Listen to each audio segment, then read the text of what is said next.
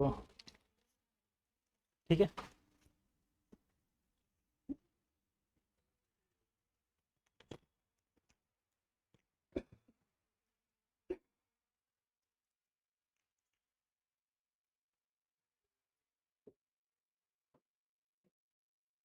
Good evening, everyone.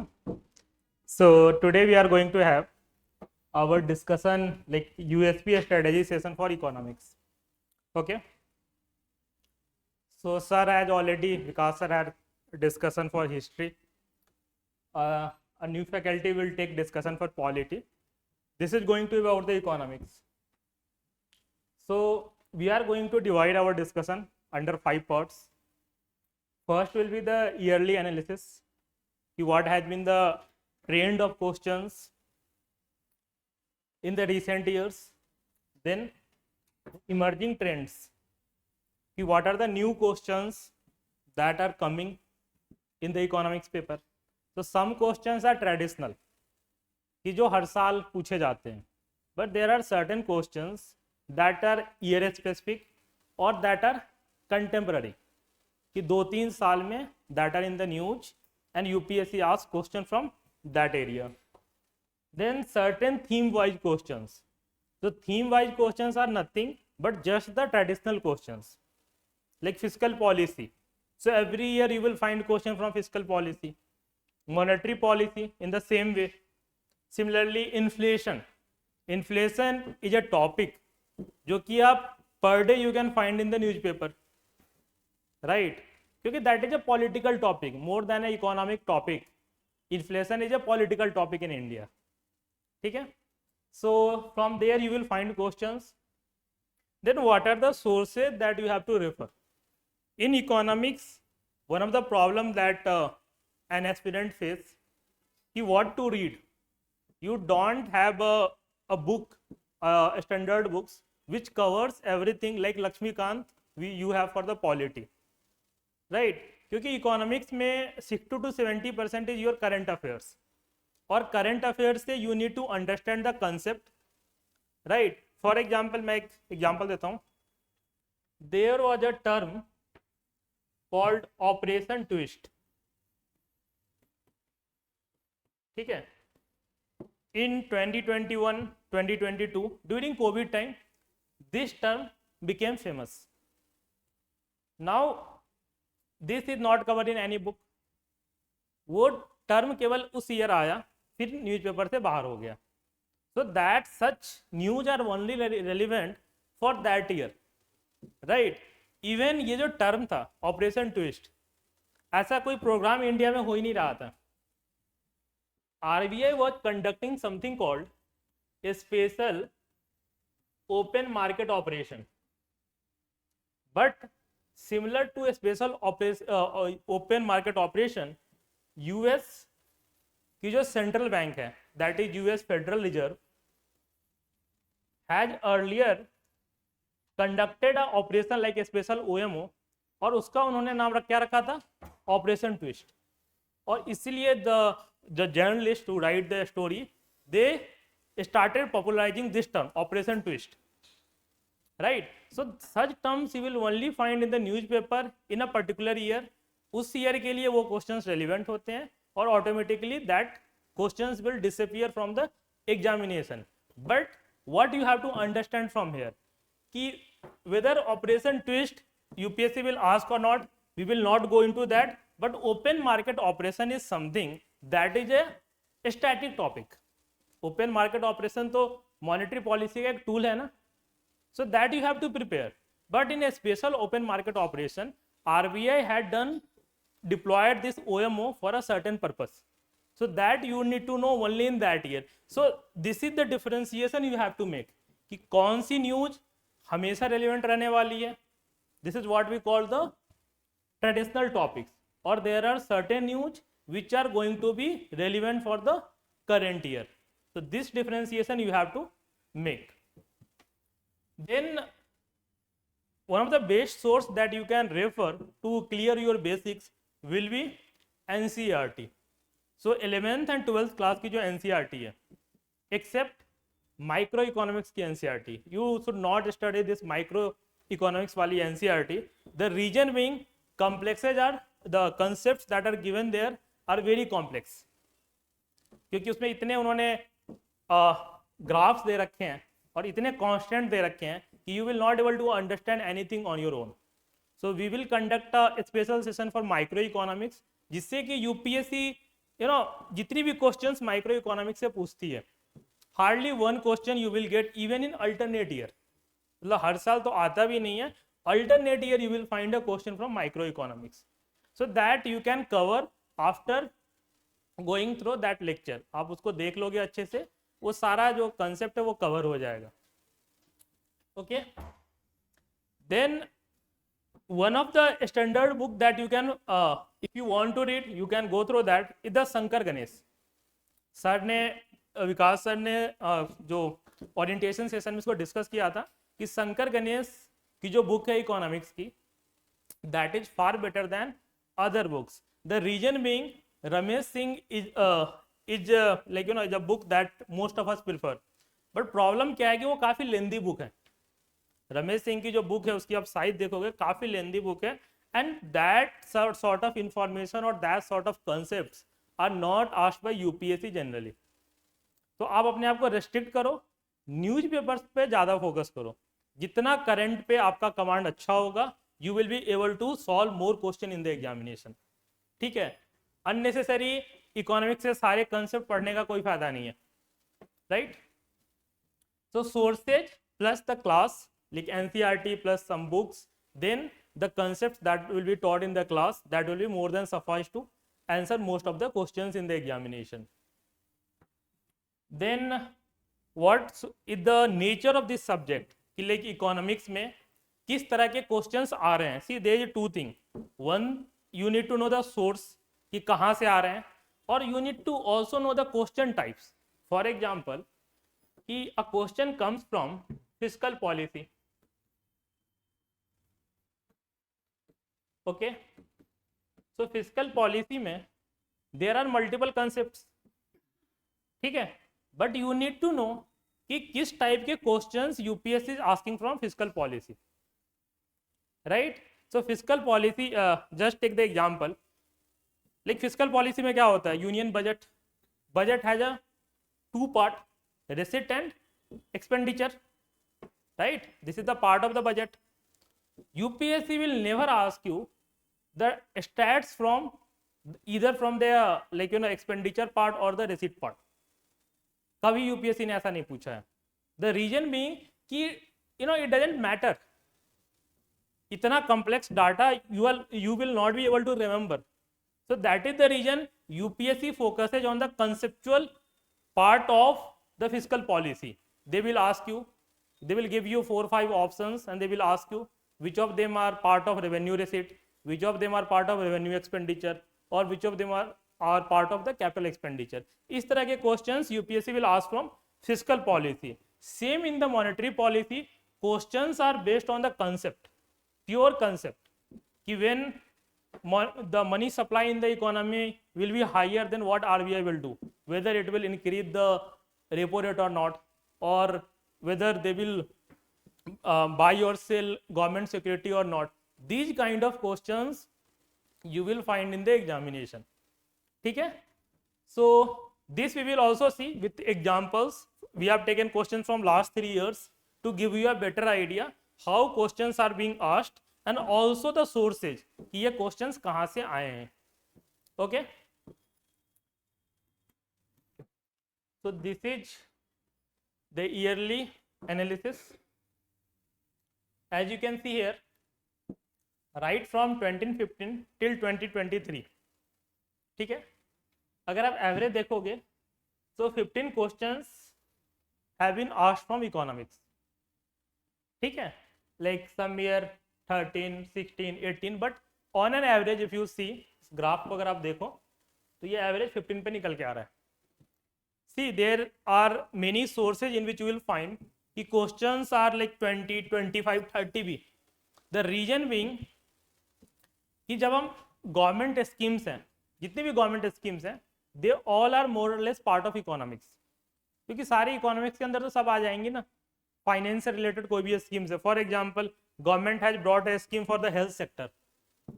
अब health is also part of the economy, so automatically what the other sources do, they also consider it part of the economy. But economics के concept पढ़ने से you cannot solve the questions on that scheme. You need to know the specific of that scheme, then only you can solve such questions, right? So core economics से you will find 15 questions, purely core economics, right? So when you understand the concept plus some factual informations when you remember, then you can solve 15 questions exactly in the examination. So this is the has been the trend of economics. ठीक है, इसमें one thing that you need to understand that polity, history and economics,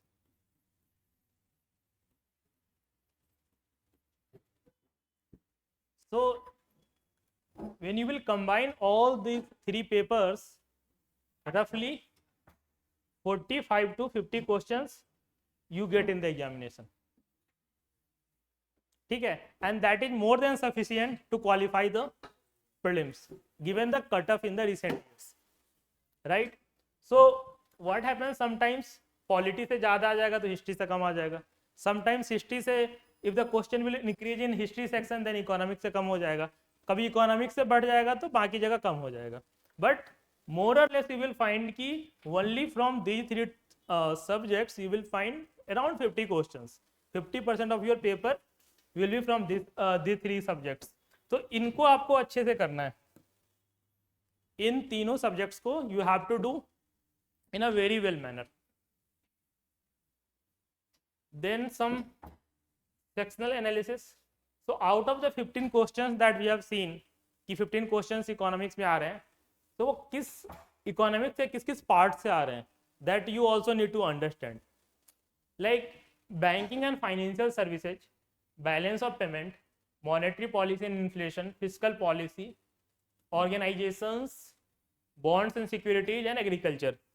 these are the major area जहाँ से economics में questions पूछे जाते हैं. You can also see कि कितने पूछे जाते हैं.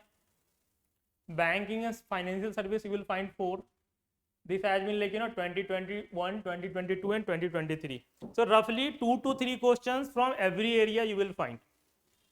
ठीक है, from every area roughly 2 to 3 questions you will find.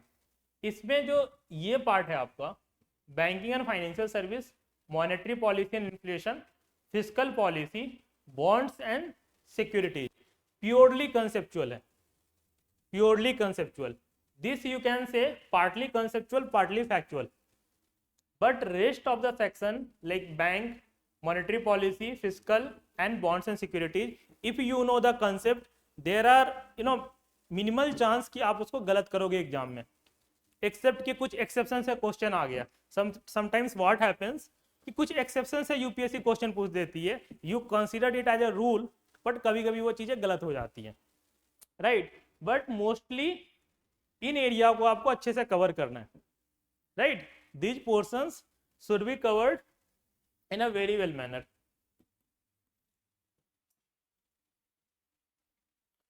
अब एक देखते हैं इमर्जिंग ट्रेंड्स क्या है.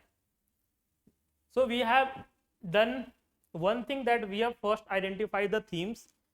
ठीक है, कि कहाँ से क्वेश्चंस आ रहे हैं, and nature of questions also. This is what I was talking about. You should know both the areas from which questions are coming plus the types of questions that are coming in the examination.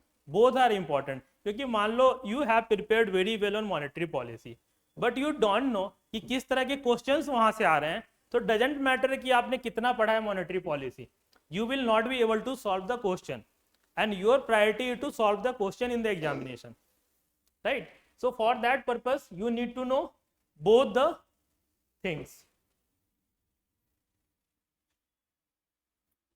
So these are the themes. अब जैसे ये देखो monetary and physical policy. So monetary and physical policy से what kind of questions we are getting. So like open market operation as I was discussing, कि operation twist वाला जो example था, और स्टेरिलाइजेशन. दिस टर्म से तो like 2022 और 2023 in both the year questions has been asked from sterilisation. ठीक है, अब सोच के देखो कि कोई एक बस कंसेप्ट है जो कि हार्डली 1 पेज का भी कंसेप्ट नहीं है और उससे यूपीएससी ने बैक टू बैक क्वेश्चन पूछा है. So you need to prepare on that. ठीक है, और ये ओपन मार्केट ऑपरेशन से इन्होंने पूछा. मैं आपको ना एक इकोनॉमिक डेवलपमेंट के बारे में बताता हूँ जिससे आपको समझ में आएगा कि यूपीएससी ने ऐसा किया क्यों. So how many of you are following the newspapers? 1-2 साल से रफली you are doing, you are also doing. So you might have heard about something called capital flight. ये टर्म आ रहा था न्यूज़पेपर में. What was the reason?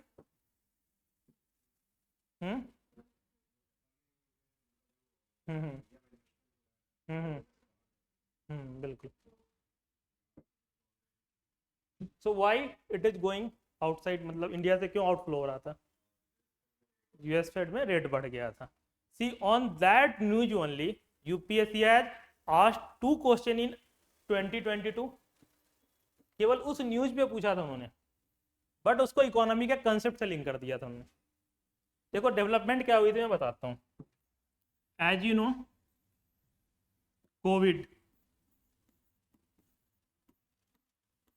कोविड-19 कब आई?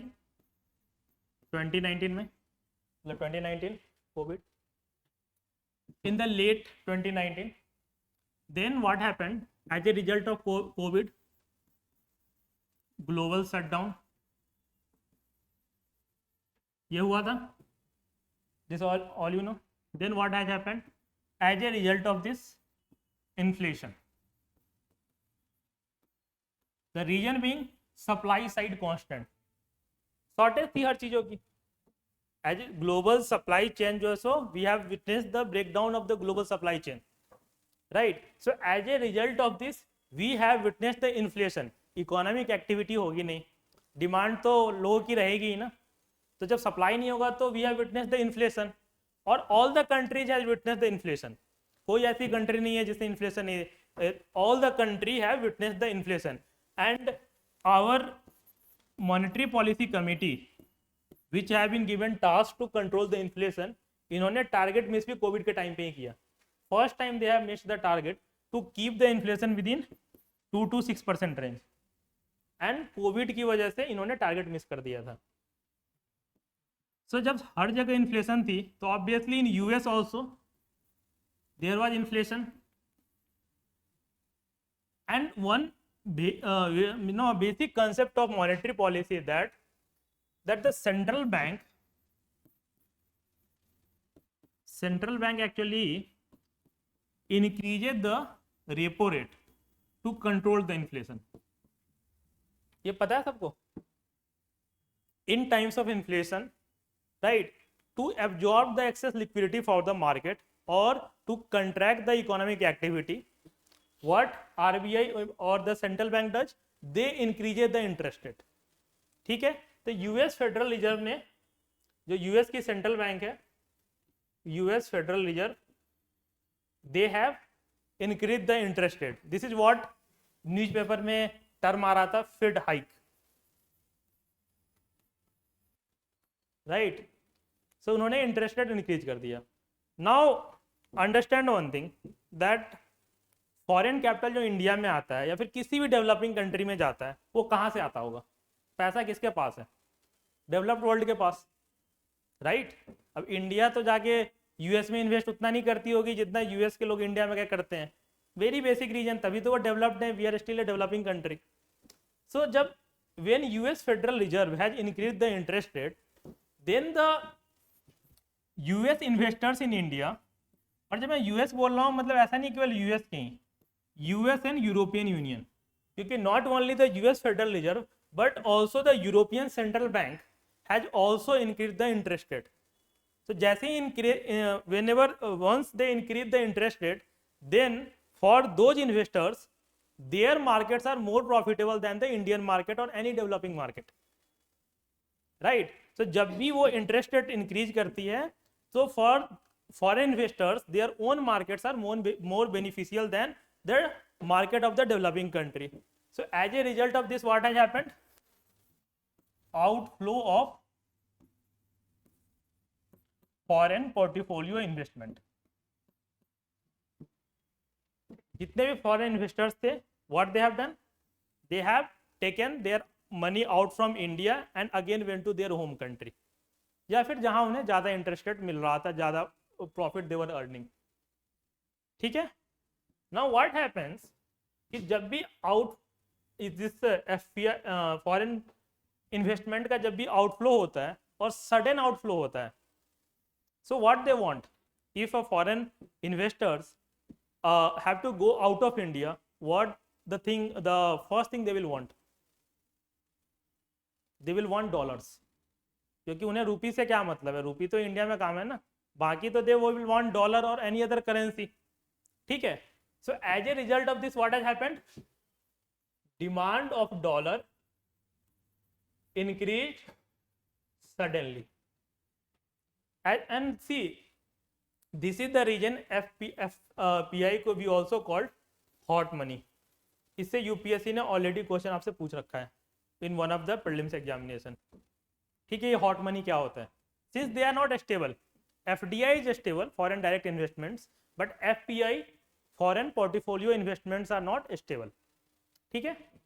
सो as a result of this, the demand of dollar और you can say euro, क्योंकि dollar हम इसलिए बात करते हैं कि you know dollar is the most stable and most used currency, तो सब उसी में डिमांड करते हैं.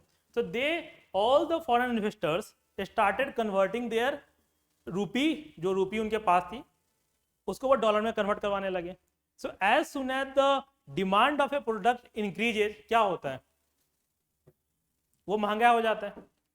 तो डॉलर की एप्रिसिएशन स्टार्ट हो गई. इन एक्सचेंज रेट सिस्टम और currency terminology we called appreciation of dollar. And as a result of this what has happened? Depreciation of rupee. इस कंसेप्ट को आप समझो. इन एक्सचेंज रेट सिस्टम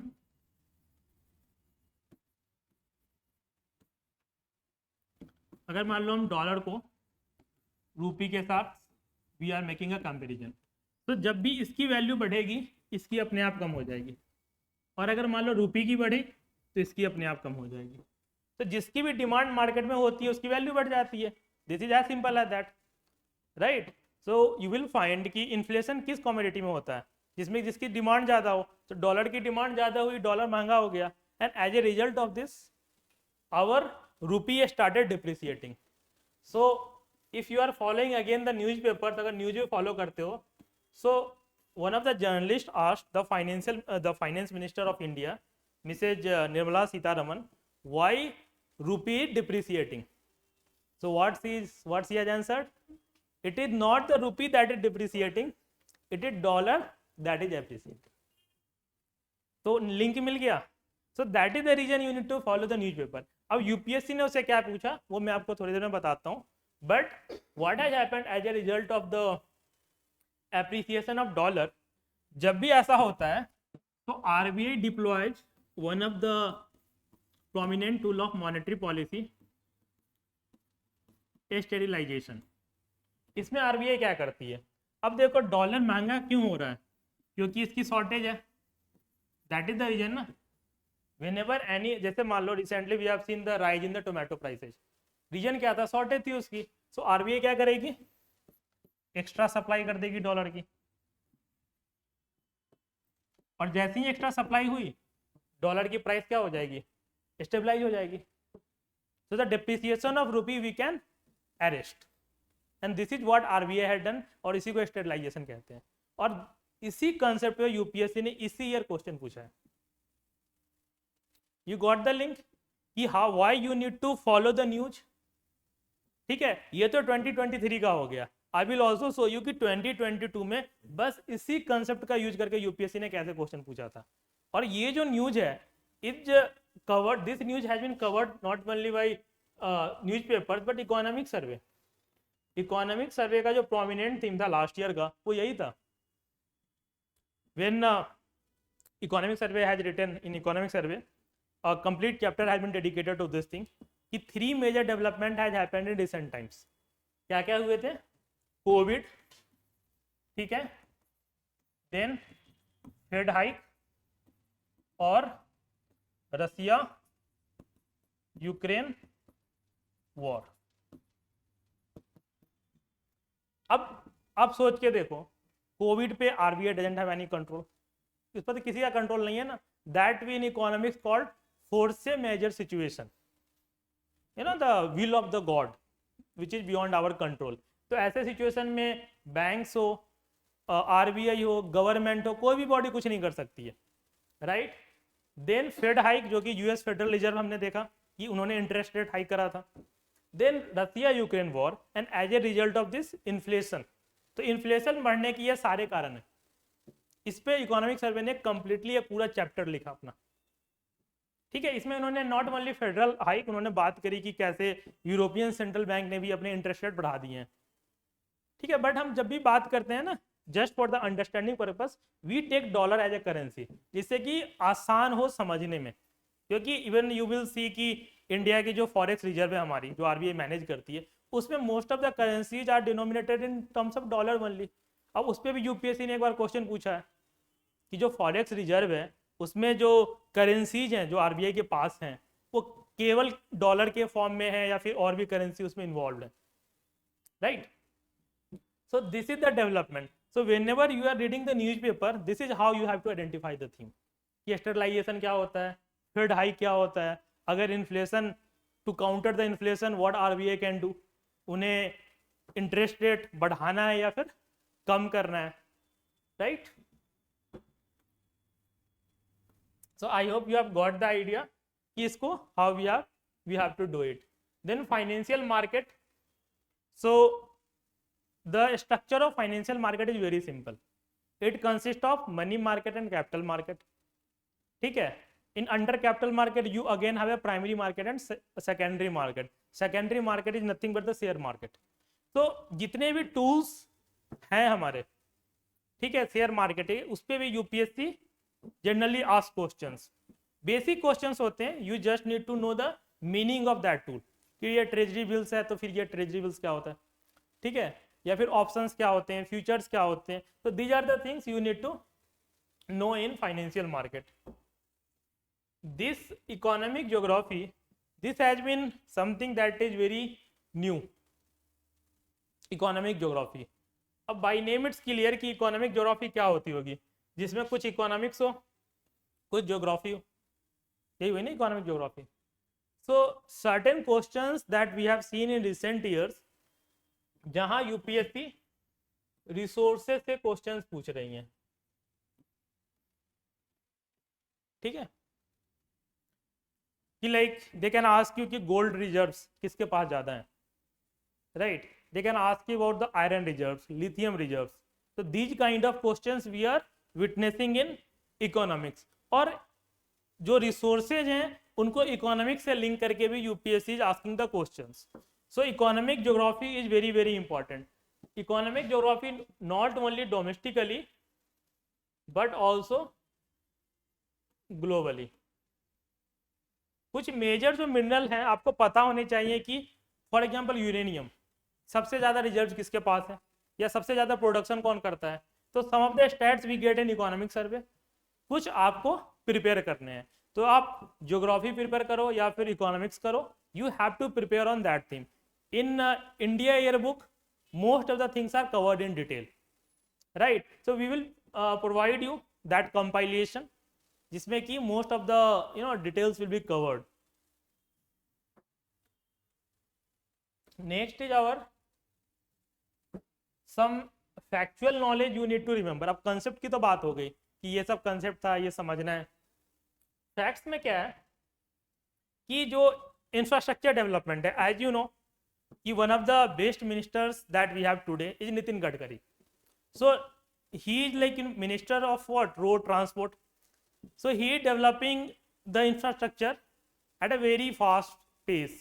So जितने भी infrastructure in recent years we have seen जो बने हैं, on which you have to prepare, ठीक है। and again यहाँ भी आपको domestically and globally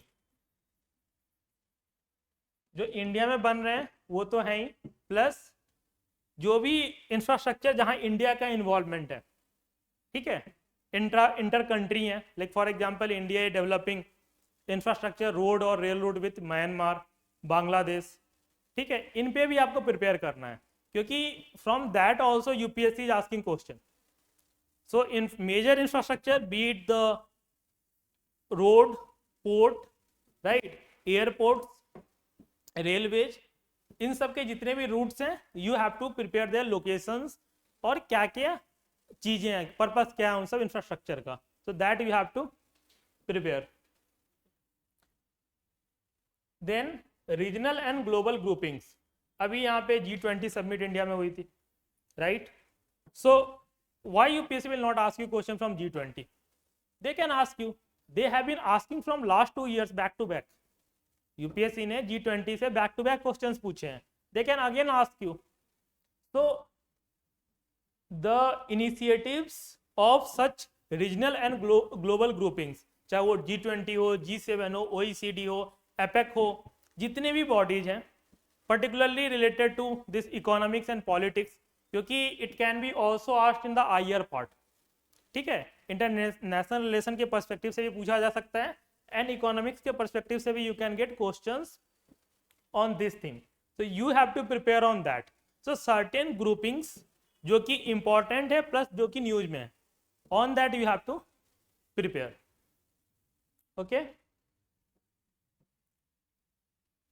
then financial institutions. अब again here you will find कि certain institutions like World Bank और IMF, इन सब से यूपीएससी ने तो IMF से already they have already asked, they have also asked from AIIB in previous years, ठीक है. अगर डोमेस्टिकली बात करें, they asked from Finance Commission, they have asked from Bank Board Bureau. You know, you have seen the questions. So institutions के mandate क्या है, institutions का structure क्या है, so UPSC keep on asking question from that area. These area are completely factual, इसमें कोई logic नहीं है. अगर IMF में 195 मेंबर हैं तो हैं, उसमें तो कोई लॉजिक नहीं है ना.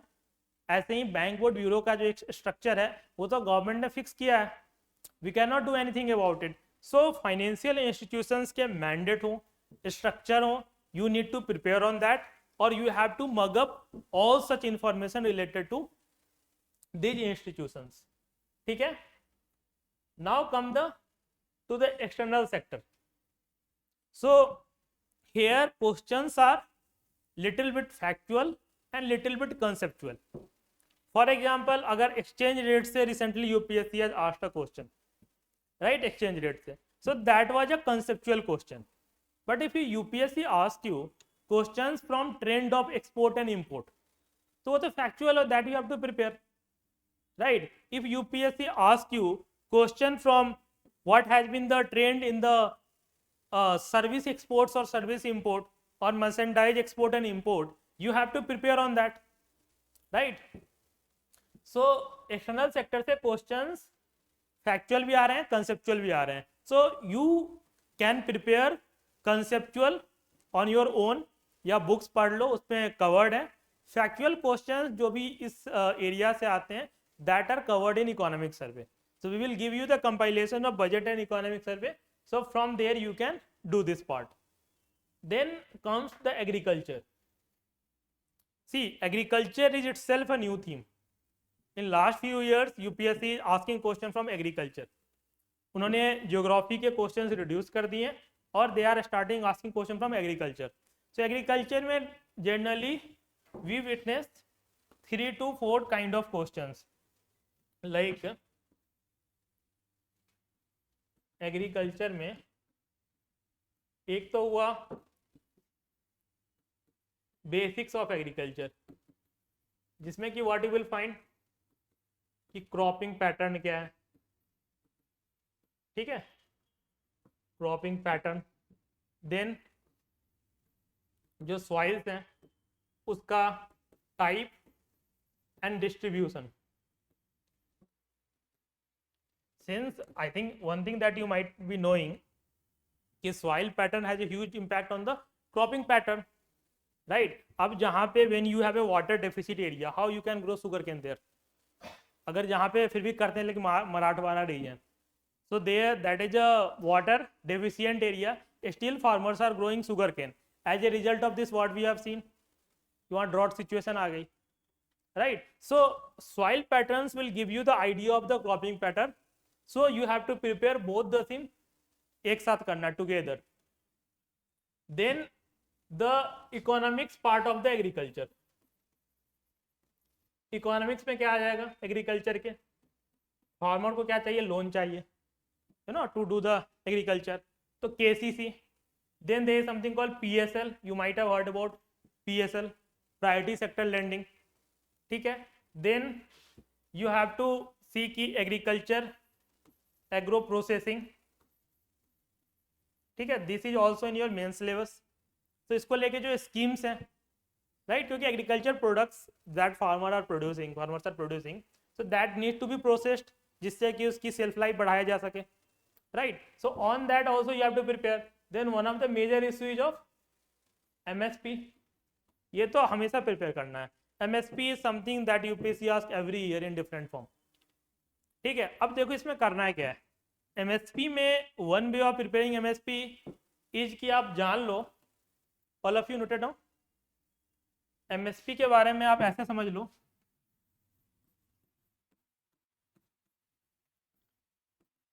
कौन सी बॉडी एमएसपी रिकमेंड करती है, any idea which body,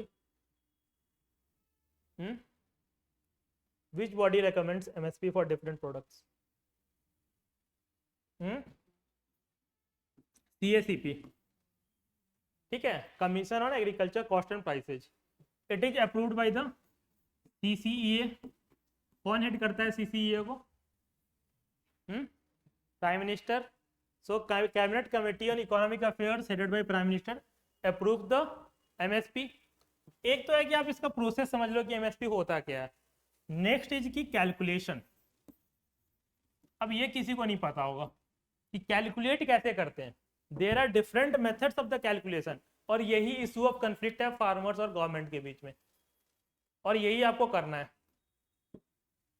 if you will watch the interview of any agri economist, और जो भी लाइक एग्रीकल्चर एक्टिविस्ट हैं लाइक योगेंद्र यादव, प्रोफेसर योगेंद्र यादव या Ashok Gulati, so you know they always talk about this thing कि A2 method और C2 method के बीच का क्या डिफरेंस है, और the what government is giving to the farmers is not sufficient, क्योंकि उसमें वो ना फैमिली लेबर को ऐड ही नहीं करती है.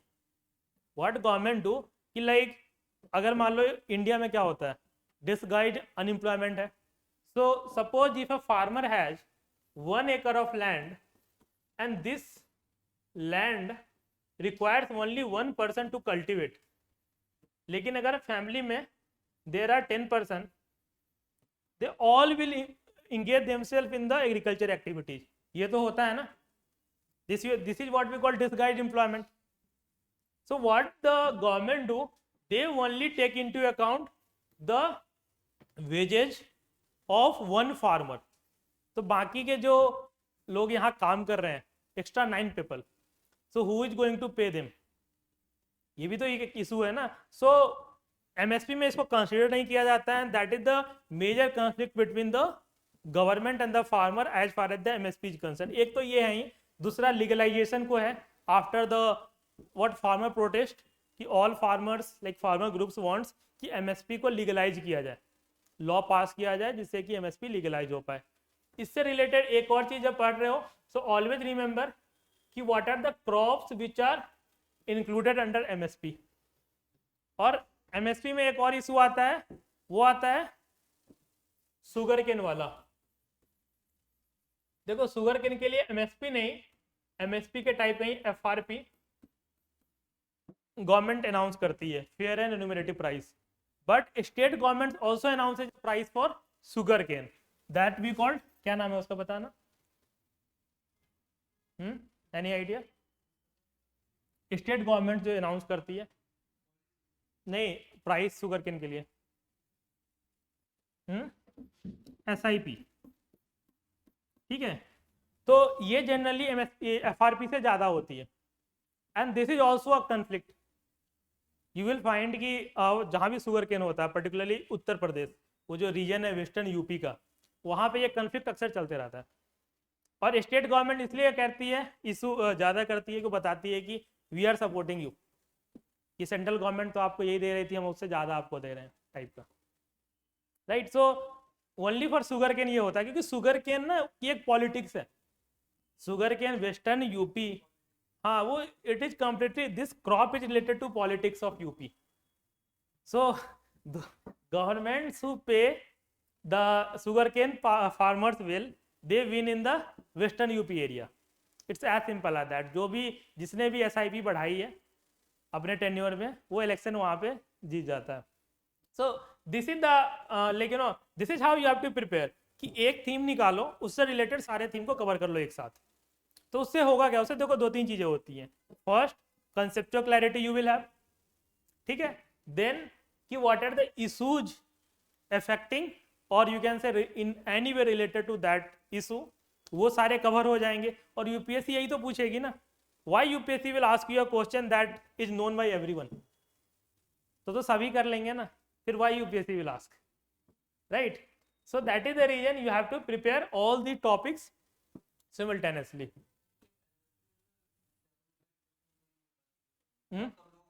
6% बस. हाँ हाँ, वही 7 to 8. But see, it's all about the politics. उसको समझो कि जो भी फार्मर्स हैं, all the benefits of farmers are enjoyed by the large farmers. ये तो सबको पता है ना. स्मॉल फार्मर्स को कुछ नहीं मिलता है, क्योंकि वो तो अपना प्रोडक्ट अपने घर के आसपास ही बेच लेते हैं. लेकिन why they will go to APMC mandi कि वहाँ प्रोडक्ट वो सेल करें. सो ऑल द, जैसे like take the example of south Indian farmers, वो तो MSP पूछते भी नहीं है, उनको मतलब ही नहीं MSP से. Right. Most of the benefits of MSP are enjoyed by the western UP farmers. Punjab तो मेजर बेनिफिशियरी स्टेट है. हरियाणा, ये जो रीजन है ना जहाँ ग्रीन रिवॉल्यूशन हुआ है. सो और इवन यू विल फाइंड कि MSP से सबसे ज्यादा चीजें खरीदी क्या जाती हैं, राइस एंड व्हीट. राइट. और MSP तो है भी लिमिटेड प्रोडक्ट्स के लिए ही ना. बट होता है क्या है कि जो लार्ज फार्मर्स होते हैं, they control the farmer organisation. Take the example of this farmer protest. Who was leading that protest? अभी जो हुआ farm protest, Rakesh Tikait. So his father, I think Mahendra Tikait, if I am not wrong, he was also a farmer leader, and he is a very big farmer in the western UP area. और जो भी हैं, so they can easily influence the small farmers who are the what big chunk of voters. क्योंकि farmers in India you have 50% more or less, the 45 तो हैं ही farmers ही हैं, and they are the ones who go and vote. जो urban area में रहते हैं वो तो बस डिबेट ही करते हैं, वोट देने कोई नहीं जाता. And this is the reality ना. You see the voting percentage in Delhi, 60 से भी ज़्यादा नहीं होता है, 60-62. And they all the time they talk about the politics, but no one goes to vote. But what matters? जो कि जाके वोट करते हैं वही तो मैटर करते हैं ना. They decide who is going to win, right? So this is about agriculture. So agriculture, this is how you have to approach agriculture. Now terms related concept. अब जैसे मैंने बात करी ऑपरेशन ट्विस्ट की, ऐसे ही कुछ और टर्म्स हैं जो अक्सर न्यूज में रहते हैं किसी कंसेप्ट को लेके. लाइक एक समय इनडायरेक्ट ट्रांसफर से यूपीएससी ने क्वेश्चन पूछा, वो न्यूज में था. ऐसे ही दिस ईयर बीटा टर्म था, वो न्यूज में रहता है. ऐसे ही there will be several terms. For example एक कभी नया न्यूज में आया है term that we called a narco capitalist. सुना आपने? Narco capitalist. What is the news related to this? Tell me. हाँ, अर्जेंटीना. हाँ. So recently elected leader of Argentina. So he had declared himself as the anarcho-capitalist. So capitalism का idea क्या है बताना? What is the idea of capitalism? Free market economy. कि state का minimal control हो, even Prime Minister Modi has said recently that there is no business of the government to remain in the business. So government को business से बाहर हो जाना चाहिए. This is the basic idea of the free market economy और we can say capitalism. अब एनार्को capitalism क्या होता है? कि नॉट ओनली फ्रॉम इकोनॉमिक्स और the economy but also from the social institutions और पॉलिटिकल इंस्टीट्यूशंस, लाइक पुलिस को भी प्राइवेटाइज कर दो, हेल्थ एजुकेशन तो ऑलरेडी हो ही चुका है, पब्लिक एडमिनिस्ट्रेशन यूपीएससी को बंद करो, सारे किसी like you know give tender to Tata Ambani Adani, उनको ही बोलो एडमिनिस्ट्रेशन चलाने के लिए. This is the idea of anarcho capitalism. और you tell me why UPSC will not ask you question from that. ये तो बहुत सिंपल आइडिया हुआ ना कि we are going to privatize everything.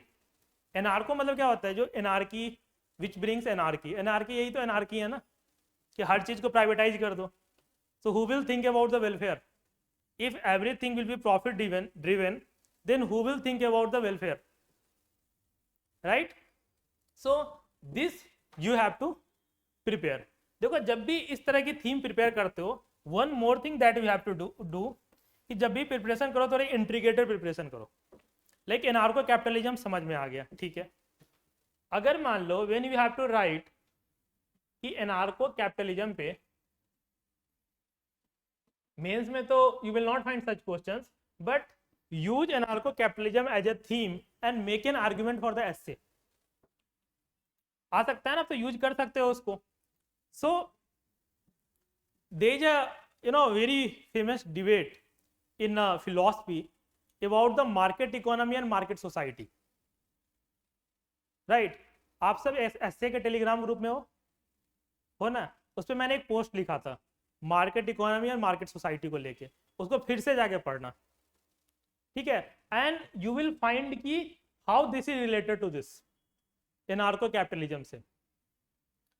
Suppose if you are not willing to read, मतलब all of you are like कि किसी को पढ़ना नहीं है, but I give you $100 all of you to complete the syllabus of UPSC.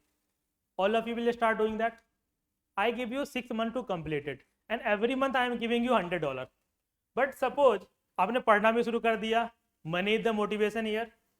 After 3 months मैंने वो पैसा, वो जो आपको $100 दे रहा था, मैं विड्रॉ कर लिया. नाउ टेल मी कि वेदर यू विल रीड और not. Why? Since money was the motivation, intrinsic motivation was missing. अगर मान लो even suppose this guy, forget about others, only this guy had the intrinsic motivation to study the for the UPSC. इसको भी मैंने अगर पैसा दे दिया and he got motivated to study the UPSC syllabus out of due to money, तो 3 months के बाद इसकी intrinsic motivation भी खत्म हो जाएगी. जो पहले थी उसको भी मनी क्या करता है, करप्ट कर देता है. and this thing is not something a fictional story. इस पे एक्सपेरिमेंट किया गया है इजराइल के काफी स्कूल्स में. इजराइल एंड न्यू जर्सी के काफी स्कूल्स में this thing was experimented to what, to cultivate the reading habit among the school going children. School going children की रीडिंग हैबिट्स बनाने के लिए सम सर्वे वाज डन. उनको कुछ पैसे दिए गए और जैसे ही पैसा उनसे वो विड्रॉ किया गया, monetary incentives, they stopped reading. जो बच्चे पहले से पढ़ते भी थे खुद से, उन्होंने भी बंद कर दिया. तो this is how the market society corrupts. एक हुआ मार्केट इकोनॉमी कि लाइक ठीक है, law of demand and supply, जितनी भी प्रोडक्शन हो रही है उसको हम फेयर मार्केट की तरह करेंगे. बट जो सोशल एस्पेक्ट्स हैं, जो इमोशनल एस्पेक्ट्स हैं, उनको हमें मार्केट में नहीं लाना चाहिए. और we should not do the what, we should not make it transactional. Take the case of surrogacy, right? Surrogacy is what, there is something called commercial surrogacy. कुछ कंट्री ने उसको बैन किया है, there are some country which are legalize it. But अगर आप इसको ध्यान से देखो सरोगेसी को, तो दिस इज व्हाट कि there is something like you know like a mother who is a surrogate, or you can say who is bearing a child, she might develop an emotional relationship with that child. But once she gives birth to that child, she had to give it away to someone else in return of or in exchange of money, right? So it is what? It is putting the emotion on the sale, human emotions on the sale, right? Similarly, suppose if we have a system in democracy that those who can pay 1 lakh rupee, they can attend the parliament वो debates, मतलब parliament की debate को वो जा सकता है, सुन सकता है। अभी तो फ्री है ना, जो भी जाना चाहता है चला जाए। बट सपोज हमने ये कंडीशन लगा दिया कि जो those who can pay 1 lakh rupees they can go and attend the parliamentary debates. This is what putting democracy on the sale. So certain things should not be put on the sale, or the market should restrict their boundary. और ये जो एनार्को capitalism है वो क्या करना चाह रही है, to put everything on the sale, not only the economics but the society, the human emotions, the politics, and that is problematic. It will make us a market society, right? So that you can like infer, you can use this example, कुछ important case study ला सकते हो, and you can make a point for the ऐसे. सो ऐसे जो भी trending terms होते हैं, जो भी आपके एग्जामिनर्स होंगे वो उसको देखते रहते हैं, लेकिन they go through that. When you use this example to make your argument, he will be very impressed, right? और लेकिन if you will not do that, then you will keep on writing the classic examples, that will not work for you. तो जो भी trending terms है उसको उस पर सोचो, right? Think about it and try to make a argument जिससे कि you can use in your different papers. So I think एक और बस बचता है, वो है certain initiatives taken by government for the upliftment of vulnerable sections of the society. So like women or old age, right, disabled, इसके लिए government कुछ स्कीम्स लेके आती है, कुछ इनिशिएटिव्स हैं. So from there also UPSC asks questions like you might have heard about the old age pension scheme. ठीक है, गवर्नमेंट ने काफ़ी सारी स्कीम्स लेके आए ना, प्रधानमंत्री वय वंदना योजना और कुछ इस तरह की स्कीम्स है. आपको इस पर भी प्रिपेयर करना है. स्कीम से क्वेश्चन ज़्यादा आते नहीं है यूपीएससी में, पहले काफ़ी आते थे, but still you need to have the idea कि कौन सी मिनिस्ट्री इन्वॉल्व है. स्कीम्स का बस इतना है, study about the ministry, purpose क्या है, टाइमलाइन क्या है, बजट कितना दिया गया, और एक चीज और कि वो सेंट्रल स्पॉन्सर्ड है या सेंट्रल सेक्टर है. स्कीम से रिलेटेड इतनी ही चीजें आपको पता होनी चाहिए.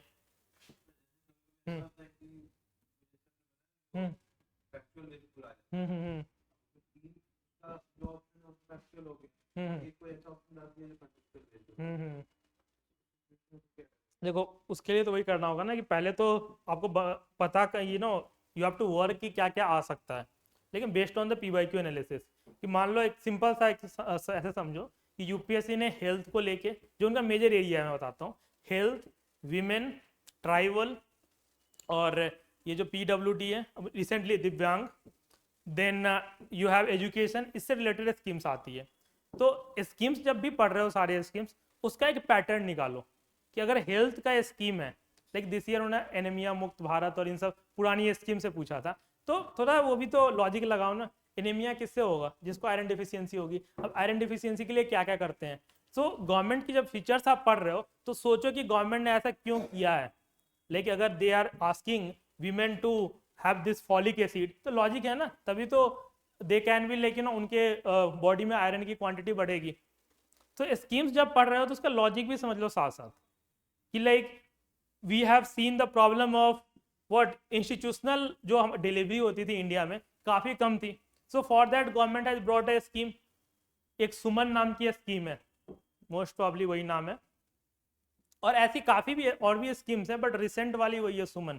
क्योंकि गवर्नमेंट क्या करती है, एक ही स्कीम को नाम चेंज करके बार बार लेके आती है. फीचर्स मोर और लेस सेम ही होते हैं, बट वो ऐसा करते हैं. बट यू नीड टू, जब भी पढ़ रहे हो ना स्कीम्स, तो कंपेयर करो कि इस स्कीम से इस स्कीम के बीच में क्या डिफरेंस है, जिससे वो रिमेंबर करने में और लेकिन वो ईजी रहेगा.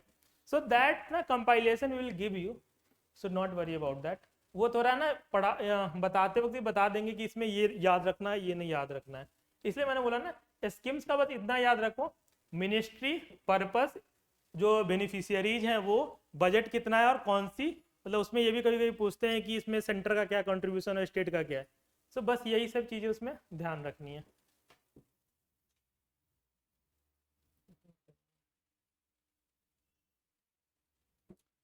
तो देख लो नेचर्स ऑफ द क्वेश्चन मैं बता ही चुका हूँ. वैसे कंसेप्चुअल कुछ होंगे, कुछ कंप्लीटली फैक्चुअल्स होने वाले हैं, कुछ करंट अफेयर बेस्ड होंगे जैसा कि हमने अभी देखा था रिसेंटली, टर्मिनोलॉजी वाले क्वेश्चंस, ठीक है, कुछ टर्म्स जो काफ़ी फेमस होते हैं, इकोनॉमिक ज्योग्राफी के क्वेश्चंस, रिसोर्स बेस्ड और data based question. So this you will find in the external sector part. Import export का जो ट्रेंड है, ठीक है, और फॉरेक्स का भी trend they can ask you. Some funds are there, वहाँ से पूछ सकते हैं कि इस एक बार उन्होंने पूछा भी था कि NIIF एक फंड है, वो काफ़ी पुरानी फंड है, उसमें उसका कॉर्पस क्या है.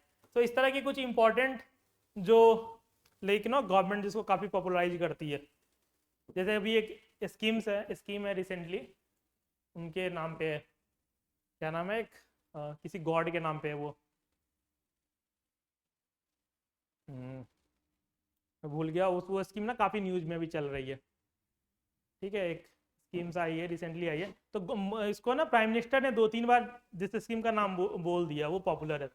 हाँ, विश्वकर्मा स्कीम. ठीक है, PM विश्वकर्मा स्कीम के नाम से वो आई है. तो लेकिन ऐसी कुछ स्कीम्स है ना जो PM बार बार बोलते हैं, तो दैट बिकम्स इम्पॉर्टेंट. लेकिन PLI स्कीम जो जैसे है, अब सोचो वो कितनी लेकिन फेमस स्कीम है कि इकोनॉमिक सर्वे भी उसमें उसके बारे में लिख रहा है. बेटी बचाओ बेटी पढ़ाओ कभी क्वेश्चन नहीं आया उस पर, but that was a very famous scheme. तो ऐसे स्कीम्स को प्रिपेयर करना है. अब डिजिटल इंडिया, उस पर आया, काफ़ी बार क्वेश्चन आए डिजिटल इंडिया पे, right. So accordingly you have to prepare. सारी स्कीम्स नहीं करनी है, लिमिटेड करनी है. और देखो स्कीम से 1-2 क्वेश्चंस आ रहे हैं, उस पर ज़्यादा टाइम देने का कोई मतलब नहीं बनता है. कंसेप्चुअल क्वेश्चंस करोगे तो सही होंगे एग्जाम में. फैक्चुअल क्वेश्चंस की लिमिटेशंस हैं कि हो भी सकती है, नहीं भी हो सकती है. So there we have to do the selective reading. कुछ एग्जाम में गेस कर सकते हो, ग्रेट. कुछ हम बता भी देंगे कि कैसे गेस करना है, कैसे अप्रोच करना है. बट फैक्चुअल क्वेश्चंस के बारे में no one can give you surety कि ये तो सही करवा ही देंगे. दैट इज नॉट पॉसिबल, क्योंकि वो फैक्चुअल है. यूपीएससी किसी भी स्कीम्स को लेकर 100 फैक्ट्स हैं. यूपीएससी का मन करेगा तो कुछ भी पूछेगी, बट कंसेप्ट में वो ऐसा नहीं कर सकती है. कंसेप्चुअल क्लैरिटी होगी, you will get that right.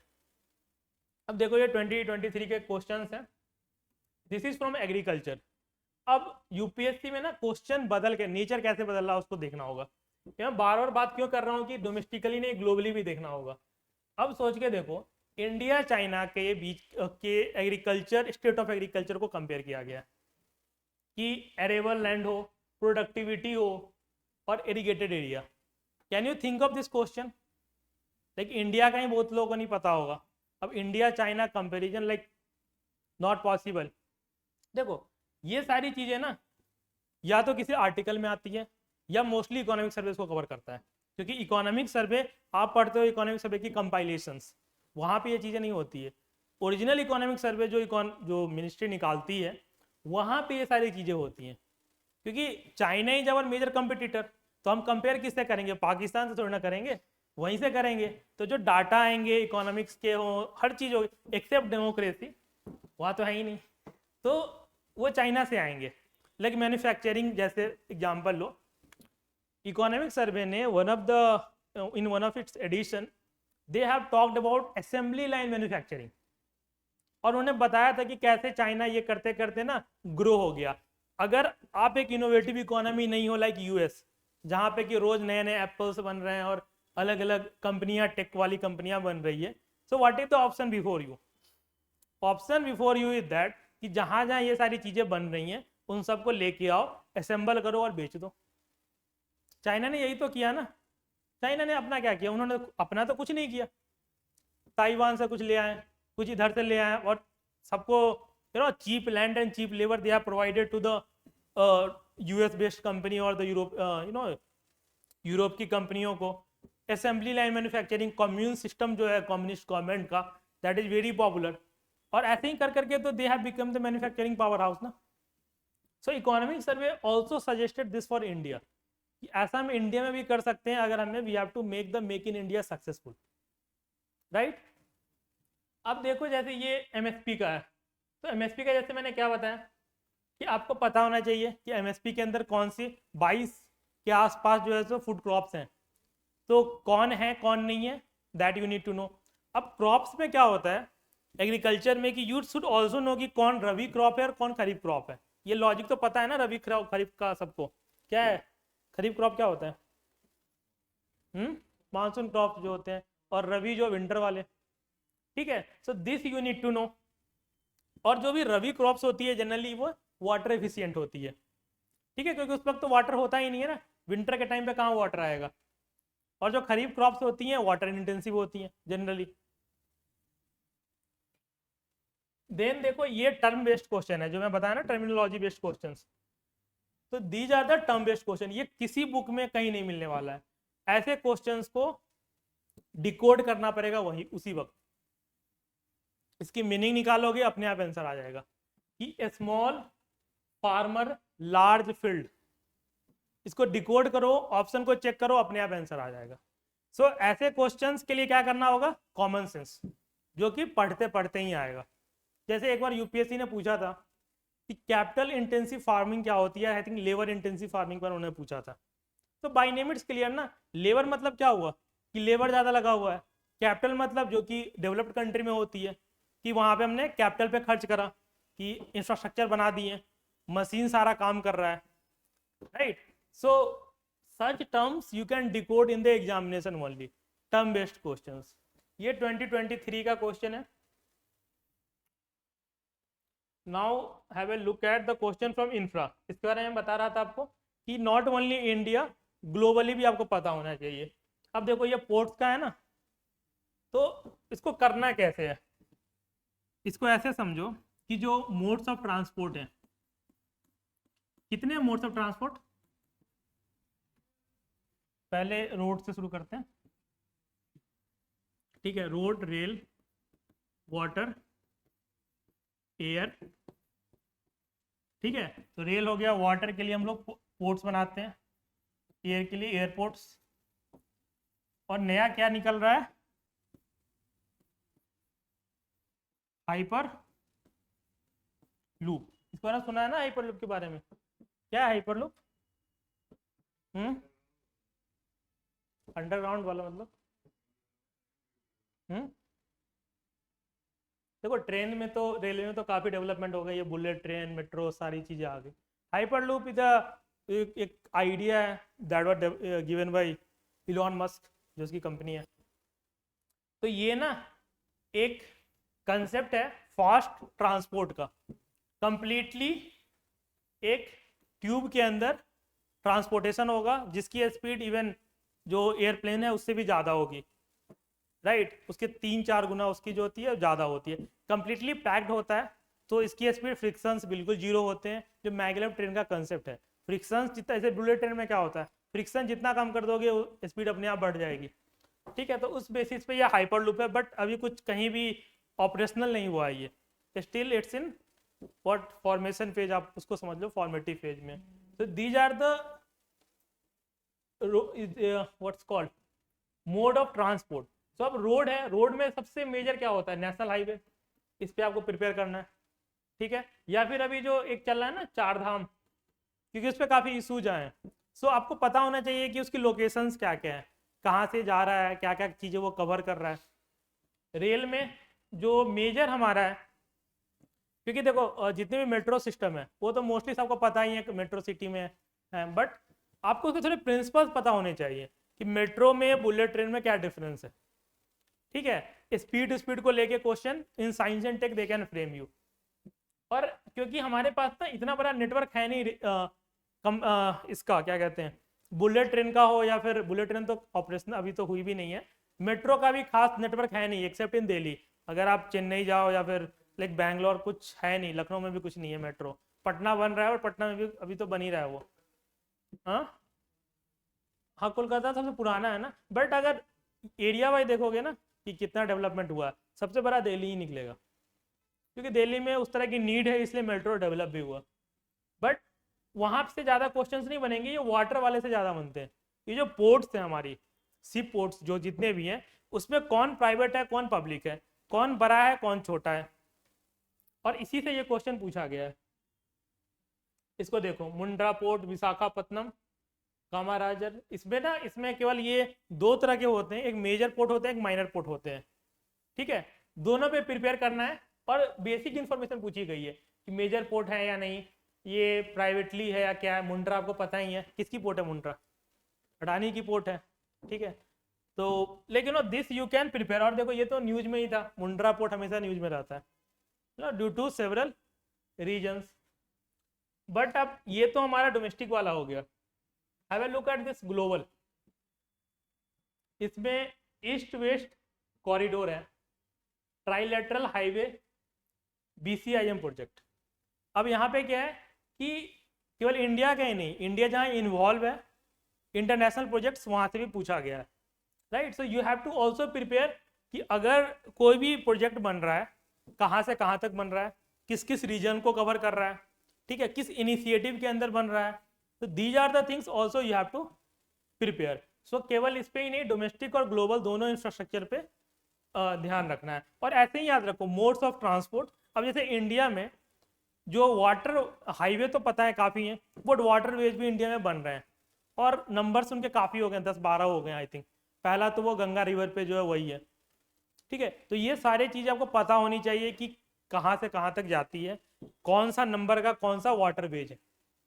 Inland port के बारे में पता होना चाहिए। तो ये बेसिक इन्फॉर्मेशन है ना, इनलैंड पोर्ट अथॉरिटी और ये सारी चीज़ें क्या है। So that you need to prepare. अब देखो इससे प्रिपेयर करोगे तो क्या होगा ना कि आपका डायमेंशन रिस्ट्रिक्ट हो जाएगा कि हाँ मुझे यहीं तक प्रिपेयर करना है। नहीं तो क्या होगा कि आप पोर्ट के बारे में फिर पढ़ते रहोगे, स्टेट हाईवे इतने हैं, स्टेट हाईवे की लेंथ इतनी है, इसकी ये ज़्यादा, कभी ख़त्म ही नहीं होगा वो। बट अगर क्वेश्चन देख के करोगे तो like you will get a better clarity. अब देखो ये इन्वेस्टमेंट जो है इससे काफ़ी क्वेश्चंस आते हैं, इस टर्म से ही काफ़ी क्वेश्चंस आते हैं। इन्वेस्टमेंट की मीनिंग क्या है, स्टॉक मार्केट में अगर शेयर मार्केट में देखोगे काइंड ऑफ इन्वेस्टमेंट्स जो होते हैं, इन्वेस्टमेंट फंड्स कितने हैं, रिट्स ऑन, इस बार इनरिट्स से क्वेश्चन आया था, एक रिट्स भी है। सो इससे ना काफ़ी सारे क्वेश्चंस बनते हैं। एक कंसेप्ट समझ लो यहाँ पे, एग्रीगेट डिमांड का इकोनॉमिक्स में होता है, this is C + I + G + X - M। ये तो पता होगा ना आई थिंक, ये तो पता है। इसमें ये कंजम्पशन हुआ, ये इन्वेस्टमेंट हुआ, private investment, this is government expenditure, export import. देखो इससे क्वेश्चन तो आता है ना, एक्सपोर्ट इम्पोर्ट से हमने बता दिया कि ये एक्सटर्नल सेक्टर में यहाँ से आएगा। गवर्नमेंट एक्सपेंडिचर क्या हुआ, ये जो हमारा फिस्कल पॉलिसी है, फिस्कल पॉलिसी में one side is your receipt और एक वो एक्सपेंडिचर। इस एक्सपेंडिचर को we can divide again in 2 parts, revenue, capital, ठीक है। यहां से भी क्वेश्चंस बनते हैं, रेवेन्यू क्या है, कैपिटल क्या है। अभी जो इन्वेस्टमेंट हुआ it means private investment. So one thing that you need to know from here कि इसका पहले तो सोर्स कहाँ है।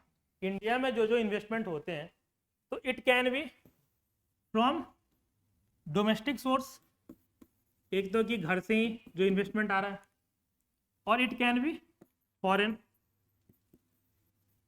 फॉरेन में क्या हो जाएगा, FDI और FPI, ठीक है। और ये डोमेस्टिक में मेजर सोर्स क्या होता है, बैंक से जो लोग लोन लेते हैं, बैंक्स में किसका पैसा होता है, हाउस होल्ड सेविंग्स।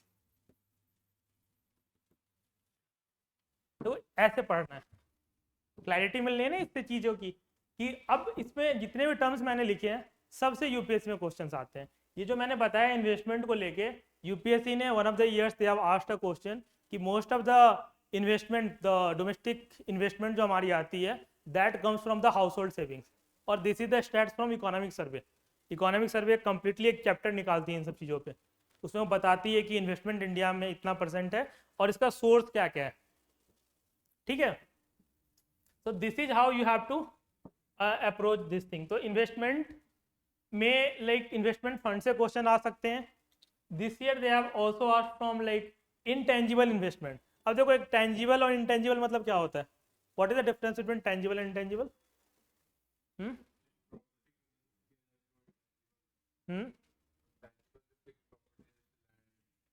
टेंजिबल का बेसिक मतलब हुआ विच यू कैन टच, और जो नहीं टच कर सकते हो इंटेंजिबल हो गया, राइट। सो यहाँ पे इन्वेस्टमेंट को लेके पूछा गया कि इनटेंजिबल क्या है इन्वेस्टमेंट। तो when you know the investment and when you know कि मीनिंग क्या होती है टेंजिबल इंटेंजिबल की, you can easily solve such questions.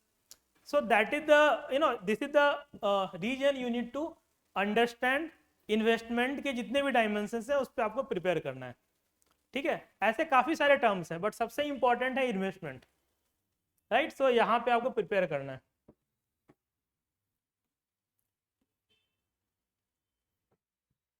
Then this monetary policy, I think I have discussed this thing, but देखो ये stabilization मैंने बताया था, यहाँ से ये क्वेश्चन आया हुआ है। अब मैंने कंसेप्ट तो बता ही दिए हैं, तो इसका आंसर भी बता ही दो। What will be the answer?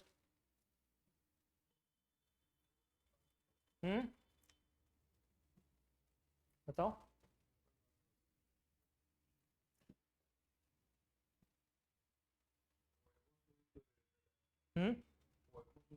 तो ठीक है। What are these options about? ये क्या होगा, ये सब का क्या पर्पस होता है? ये तो ठीक है, ओपन मार्केट ऑपरेशन हो गया। हम्म कौन सा वाला? एनबीएफसी की, certain NBFC are regulated by RBI, कुछ को और भी बॉडी रेगुलेट करती है। डेप्ट and cash management of for the central and state government, ये भी काम है आरबीआई का। आरबीआई के ना 13-14 फंक्शंस है, वो आपको याद होने चाहिए। जैसे बैंकर टू द बैंकर है RBI, lender of the last resort, इससे भी क्वेश्चन यूपीएससी में आ चुका है। ठीक है, आरबीआई जो है सो जितने भी गवर्नमेंट्स हैं, स्टेट और सेंट्रल गवर्नमेंट्स, इनको लोन भी देती है, that we call ways and means advance, short term loan जो देती है। और आरबीआई सेंट्रल बैंक के बिहाफ पे सिक्योरिटीज भी इशू करती है मार्केट में, और उसी सिक्योरिटी को वो बेचती है और खरीदती है, sale and purchase, that we call open market operation. हाँ नहीं, वो तो अलग है, वो तो रिजर्व रेशियो है, दैट इज द किसका? हाँ नहीं, उसको बढ़ा, रिजर्व रेशियो को रेगुलेट करना, जिससे कि मनी सप्लाई को रेगुलेट किया जा सके। That is the tool that RBI has to regulate the supply of money in the market, CRR में। ठीक है, ये भी देख लो, इसी आई थिंक बेसिस पे है, पोस्ट पैंडेमिक। देखो ये जो मैं कंसेप्ट बता रहा हूँ ना, उसी से आया हुआ है, 2023 का क्वेश्चन है।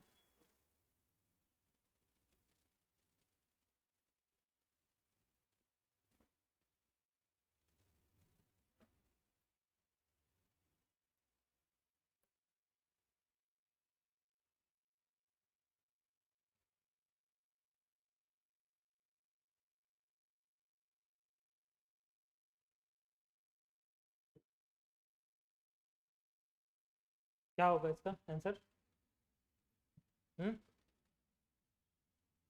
बताओ। डी?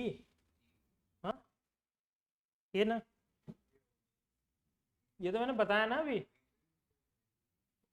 कि रिसेंटली मेनी बैंक्स, जो कि कोविड के बाद से इन्फ्लेशन जब बढ़ा, US federal reserve has started this trend, European central bank ने उसको कंटिन्यू करा, और भी बैंक्स हैं। देखो जब मैं इन बैंक्स के नाम बोलता हूँ, इसमें जापान को भी ऐड कर लो, जितनी भी डेवलप्ड कंट्री है ना, सबको ऐड कर लो, क्योंकि जो डेवलप्ड कंट्री है ना, जैसे हमारे यहाँ रेपो रेट कितना है,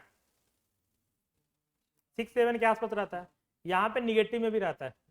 जैसे जापान का काफी समय तक निगेटिव में रहा था, इट मीन्स कि you have to pay to keep the money in the bank.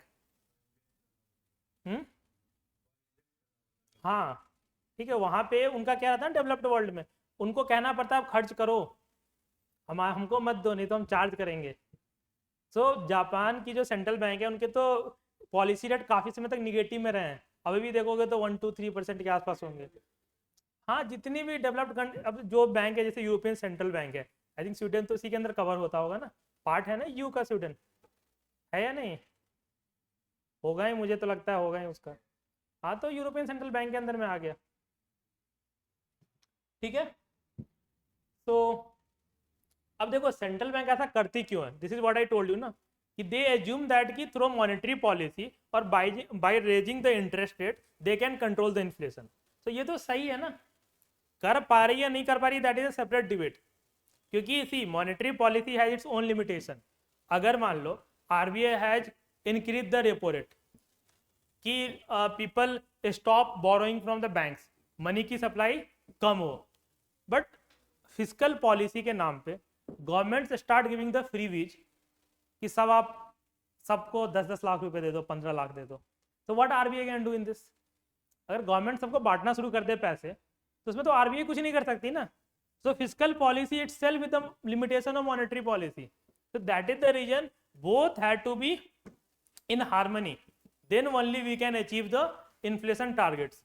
So this option is also right कि central banks generally assume that they have the ability to counteract the rising consumer prices via monetary policy means, and this monetary policy means is what, either they can increase the repo rate or they can increase the CR और SLR, ठीक है, या फिर OMO वो कर सकते हैं, security को बाय और सेल कर सकते हैं. So I think you got the idea monetary policy से क्या क्वेश्चन आ रहा है. अब देखो ये ना इन्फॉर्मेशन किसी बुक में तो नहीं होगी, ये भले ही होगी बट ये नहीं होगी, ये तो न्यूज़पेपर पढ़ने से ही आएगी. आपको पता ही नहीं है कि बढ़ाया है या नहीं बढ़ाया है. लाइक अगर आप न्यूज नहीं पढ़ो आपको कैसे पता होगा कि किसी बैंक ने इंटरेस्ट रेट बढ़ाया या नहीं बढ़ाया, नहीं पता होगा ना. So that is the reason you need to read the newspaper. पर ऐसा नहीं कि रोज का पढ़ना है. अगर एक बैंक ने इंटरेस्ट रेट बढ़ा दिया वो एक महीने तक न्यूज में आएगा, किसी भी एक दिन का उठा के पढ़ लोगे मिल जाएगा वो. लाइक जैसे यूएस फेडरल रिजर्व ने जब बढ़ाया था, लाइक 3-4 महीने तक तो वही चल रहा था, फेड हाइक, टेपर टेंट्रम, पता नहीं क्या क्या वर्ड्स वो निकल के आते थे उस वक्त. ठीक है, so this is how you have to do. हाँ बैड लोन्स भी आता है, बट अगर देखो बैड लोन्स मतलब आप उसको प्रिपेयर करो, बट क्वेश्चंस नहीं आए हैं बैड लोन से काफी समय से, बट आ सकता है. तो एन हाँ CAPF में आ चुका है. तो NPA, SME जो SMA अकाउंट्स होते हैं, special mention account, bad loans, restructuring of loans, I think उसकी तो क्लास हो गई है ना बैड लोन्स को लेके, इकोनॉमिक्स में क्लास हुई है, उसको हो गई होगी, करंट अफेयर में हो गई होगी क्लास, एक हुई है क्लास, एवरग्रीनिंग ऑफ लोन्स को लेके हुई है ना, तो उसमें अच्छा तो उसको लेके ना क्लास है, तो उसमें वो चीज़ें कवर हैं. तो बट हाँ उस पर प्रिपेयर करना है, NPA को अच्छे से प्रिपेयर करना है. और क्या क्या गवर्नमेंट्स इनिशिएटिव्स लिए हैं, जैसे कि एक बैंक बनी थी बैड बैंक, ठीक है, उसका पारा नाम हुआ करता था पहले, बैड बैंक है. काफ़ी सारी एसेट रिकंस्ट्रक्शन कंपनी होती है, ARC, AMC. Then SARFAESI act में चेंजेस किए गए. सो जो भी मेजर्स गवर्नमेंट ने लिए हैं that you need to remember. जैसे कि आई थिंक S4A स्कीम से ऑलरेडी क्वेश्चन आ चुका है. बट क्या होता है ना कि गवर्नमेंट, अब जैसे बैड बैंक है, ये बैड लोन्स है, दिस इज एवरग्रीनिंग टॉपिक, ये हमेशा रहेगा ही. अब एक दिन में तो we can not sort out the problem of NPA. तो गवर्नमेंट हो या RBI, they will keep on taking the steps कि आज ये कर लेते हैं, कल वो कर लेते हैं. गवर्नमेंट तो ऐसा करती है ना. तो व्हाट UPSC डज कि उस साल क्या न्यूज में है उसको उठाती है, क्वेश्चन पूछती है. अब वो चीज़ें क्या होती है, फेड हो जाती है मार्केट से. जैसे S4A स्कीम थी, यहाँ पे एक समय एक PNB के चेयरमैन थे, I think I don't remember the name, but Sunil Gupta और सुनील कुमार, कुछ उनके अंदर एक कमेटी बनी थी, उन्होंने कुछ रिकमेंडेशन दिए थे, उसको लेके UPSC ने इंटर क्रेडिटर एग्रीमेंट को लेके क्वेश्चन पूछा था, मोस्ट प्रॉब्ली 2019 के प्रीलिम्स में. तो इस तरह के क्वेश्चंस ना आते हैं, बट दैट स्पेसिफिक ईयर ही वो क्वेश्चंस पूछे जाते हैं. ठीक है, अब देखो ये बेसिक्स जो हमारा होता है फाइनेंशियल मार्केट का, उससे क्वेश्चन है. जैसे फाइनेंशियल मार्केट जो है हमारा, we divide in 2 parts, money और capital market. Money market for short terms. Money market क्या होता है, शॉर्ट टर्म के लिए होता है. इट इज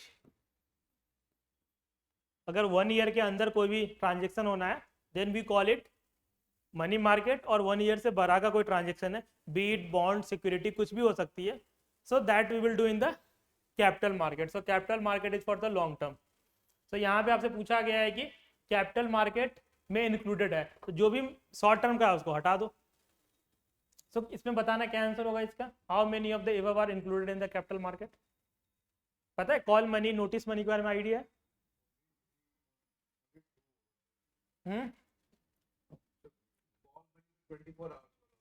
हाँ इसको था कॉल मनी, नोटिस मनी, ये सब तो ऐसे हैं शॉर्ट टर्म इंस्ट्रूमेंट्स हैं. Treasury bill again short term. ठीक है, तो stock market is nothing but share market, वही हो गया, और गवर्नमेंट बॉन्ड मार्केट. तो these 2 will be your answer. तो ये जो पोर्शन है ना फाइनेंशियल मार्केट वाला, इससे हमेशा इजी क्वेश्चन ही पूछे जाते हैं, बट टर्म्स इतने हैं ना कि याद करना मुश्किल है. ये तो चलो comparatively it was a easy question, but sometimes they will ask you some terms जो कि आपको बिल्कुल पता नहीं होगा. और अभी ना स्टार्टअप्स का काफ़ी चल रहा है, so they can ask you from there also. जैसे मैंने डिस्कस करा था एंजल टैक्स के बारे में, ठीक है, ये ऑलरेडी वेंचर कैपिटल से UPSC ने क्वेश्चन पूछ लिया है. They can ask you question from angel investors. तो इस तरह के कुछ टर्म्स है ना, you should read about it.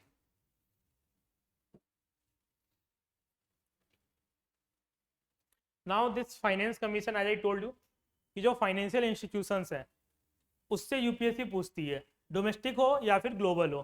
तो ये finance commission you can categorize it under the polity also, but major recommendation तो वो फाइनेंस से रिलेटेड होता है। तो 15 फाइनेंस कमीशन ने क्या क्या क्राइटेरिया उसको रखा था फॉर द फॉर डिसाइडिंग की शेयर क्या होगा, मतलब टैक्स का डिस्ट्रीब्यूशन कैसे होगा, हॉरिजेंटल एंड वर्टिकल। ये तो समझते हो ना, हॉरिजेंटल डिस्ट्रीब्यूशन और वर्टिकल डिस्ट्रीब्यूशन। वर्टिकल मतलब सेंटर टू स्टेट, हॉरिजेंटल मतलब बिटवीन द स्टेट्स, मतलब among the states how you are going to give the money. So ये आपको उससे पूछा गया था। So again inspired from the current affair. और देखो ये फाइनेंस कमीशन है ना, this is a very very important thing in UPSC mains.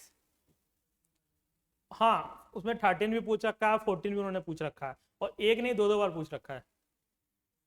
सो 15 पे कभी भी आ सकता है।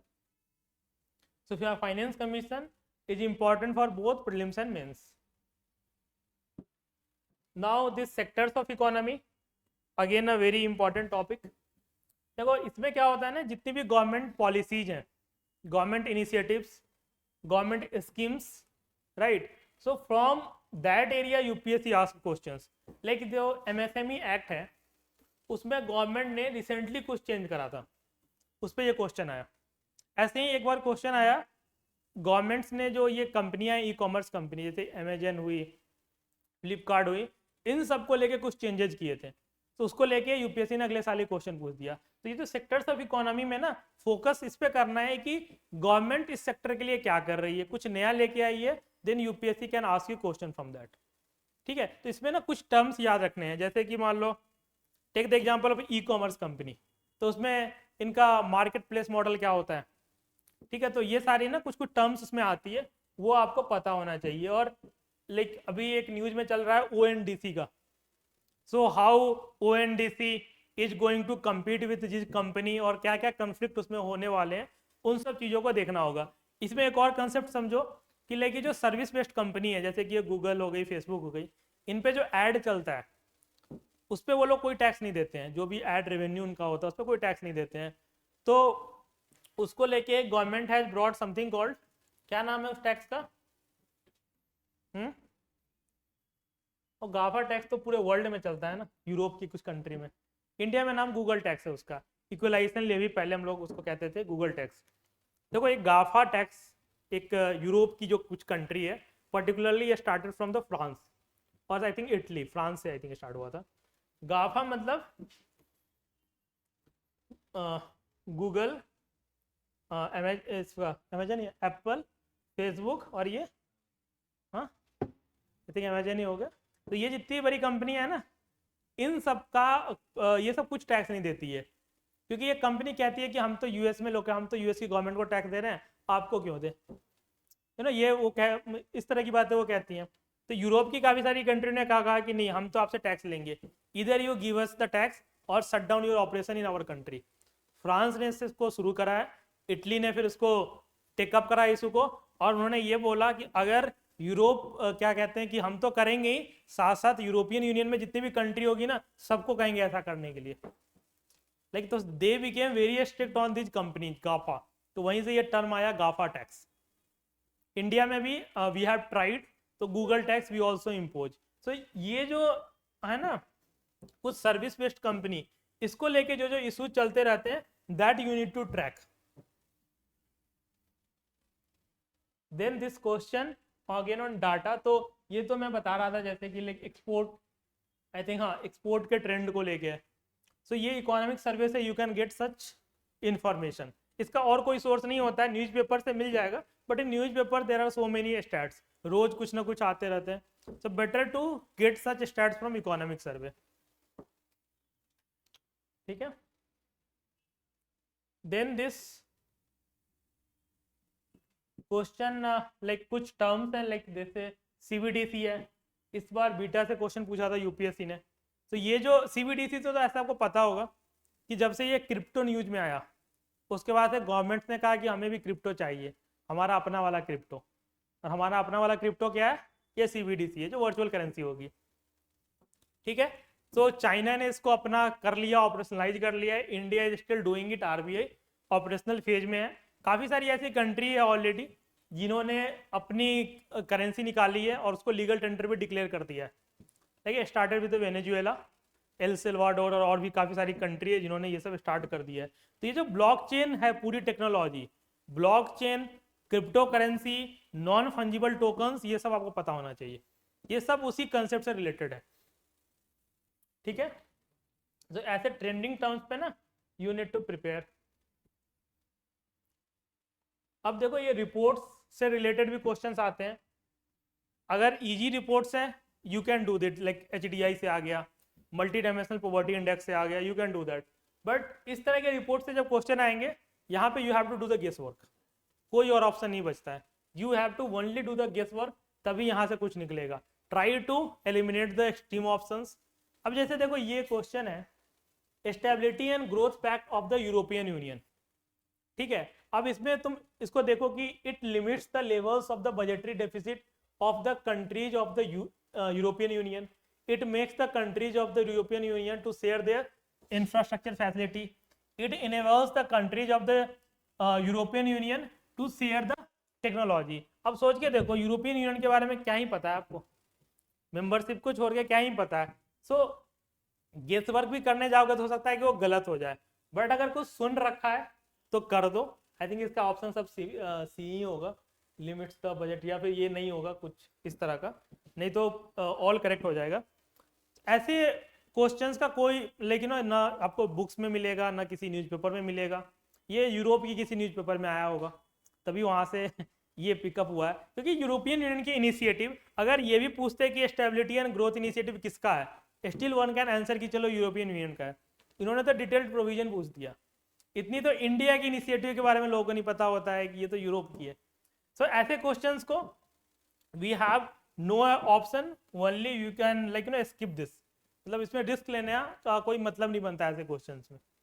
ठीक है, अगर आपको पता है तो करो, नहीं तो आप छोड़ दो। अब ये थीम वाइज कुछ क्वेश्चंस हैं जो यूपीएससी ने रिसेंटली पूछे हैं, उसको देख लेते हैं। ये 2021 का कुछ क्वेश्चन है। अब जैसे मैंने बता रहा था इसलिए कि देखो, ये इसमें पूछा इन्होंने कि वाटर एफिशिएंट क्रॉप कौन सा है। तो अगर रबी और खरीफ के बारे में पता है, यू कैन इजीली एलिमिनेट।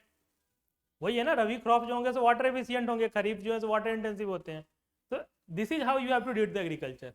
ये जो एनसीईआरटी में दिया गया है, और it is a bit sort of a conceptual question. इसमें ऐसा नहीं कह सकते कि ये फैक्चुअल है, आपको कंसेप्ट पता होने चाहिए कि कौन सी क्रॉप किस तरह के पैटर्न को फॉलो करती है। देन जैसे ये वाला क्वेश्चन देखो, this is on what, agriculture practices. ये पर्माकल्चर क्या होता है, chemical farming, mulching, all these are covered in NCERT. कहीं ना कहीं किसी ज्योग्राफी वाली एनसीईआरटी में होगा, कहीं और होगा, ये सारी चीजें कवर्ड है कहीं ना कहीं। इसमें जितनी भी एग्रीकल्चर प्रैक्टिस है, जैसे कि एक न्यूज में चल रहा है, इस पे यूपीएससी ने क्वेश्चन भी पूछा, system of I think rice intensification पे यूपीएससी ने क्वेश्चन पूछा, SRI। ऐसे ही एरियल सीडिंग और इस तरह की चीज़ों जो भी ना न्यू एग्रीकल्चर प्रैक्टिसेज हैं, स्टबल बर्निंग को लेके कुछ टेक्नोलॉजी है, उस पर भी यूपीएससी ने पूछा है क्वेश्चन।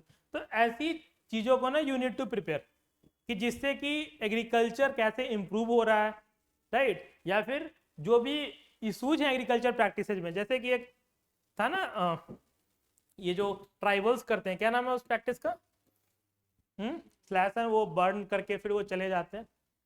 तो हाँ, शिफ्टिंग कल्टीवेशन। तो ऐसी प्रैक्टिसेस के बारे में ना यू नीड टू नो। और जो भी नई टेक्नोलॉजी है, नई एग्रीकल्चर प्रैक्टिसेज हैं, दैट ऑल्सो इज इम्पॉर्टेंट।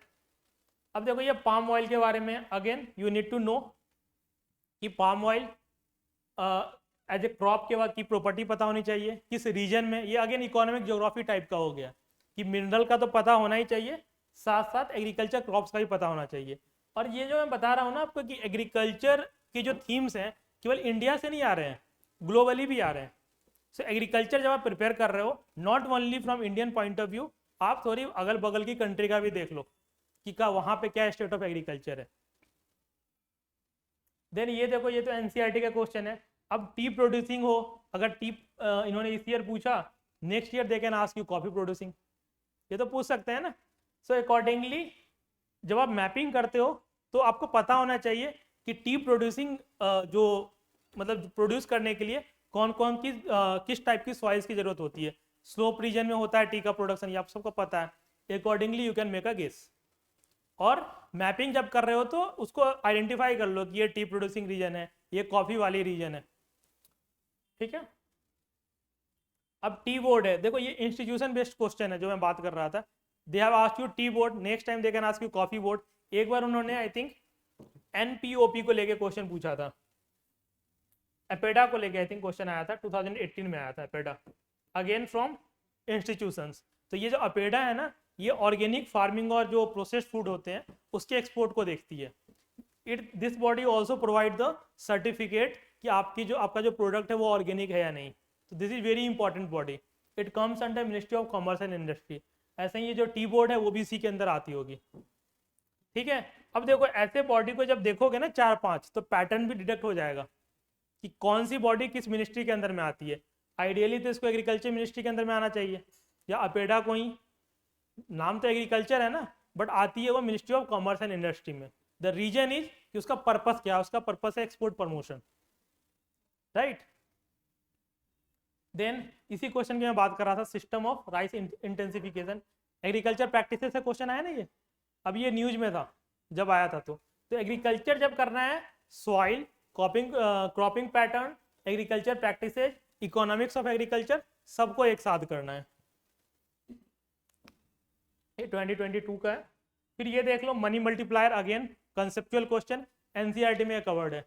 और इससे यूपीएससी ने 2021 और 2019 में भी क्वेश्चंस पूछे आपसे, 2 साल उन्होंने पूछे।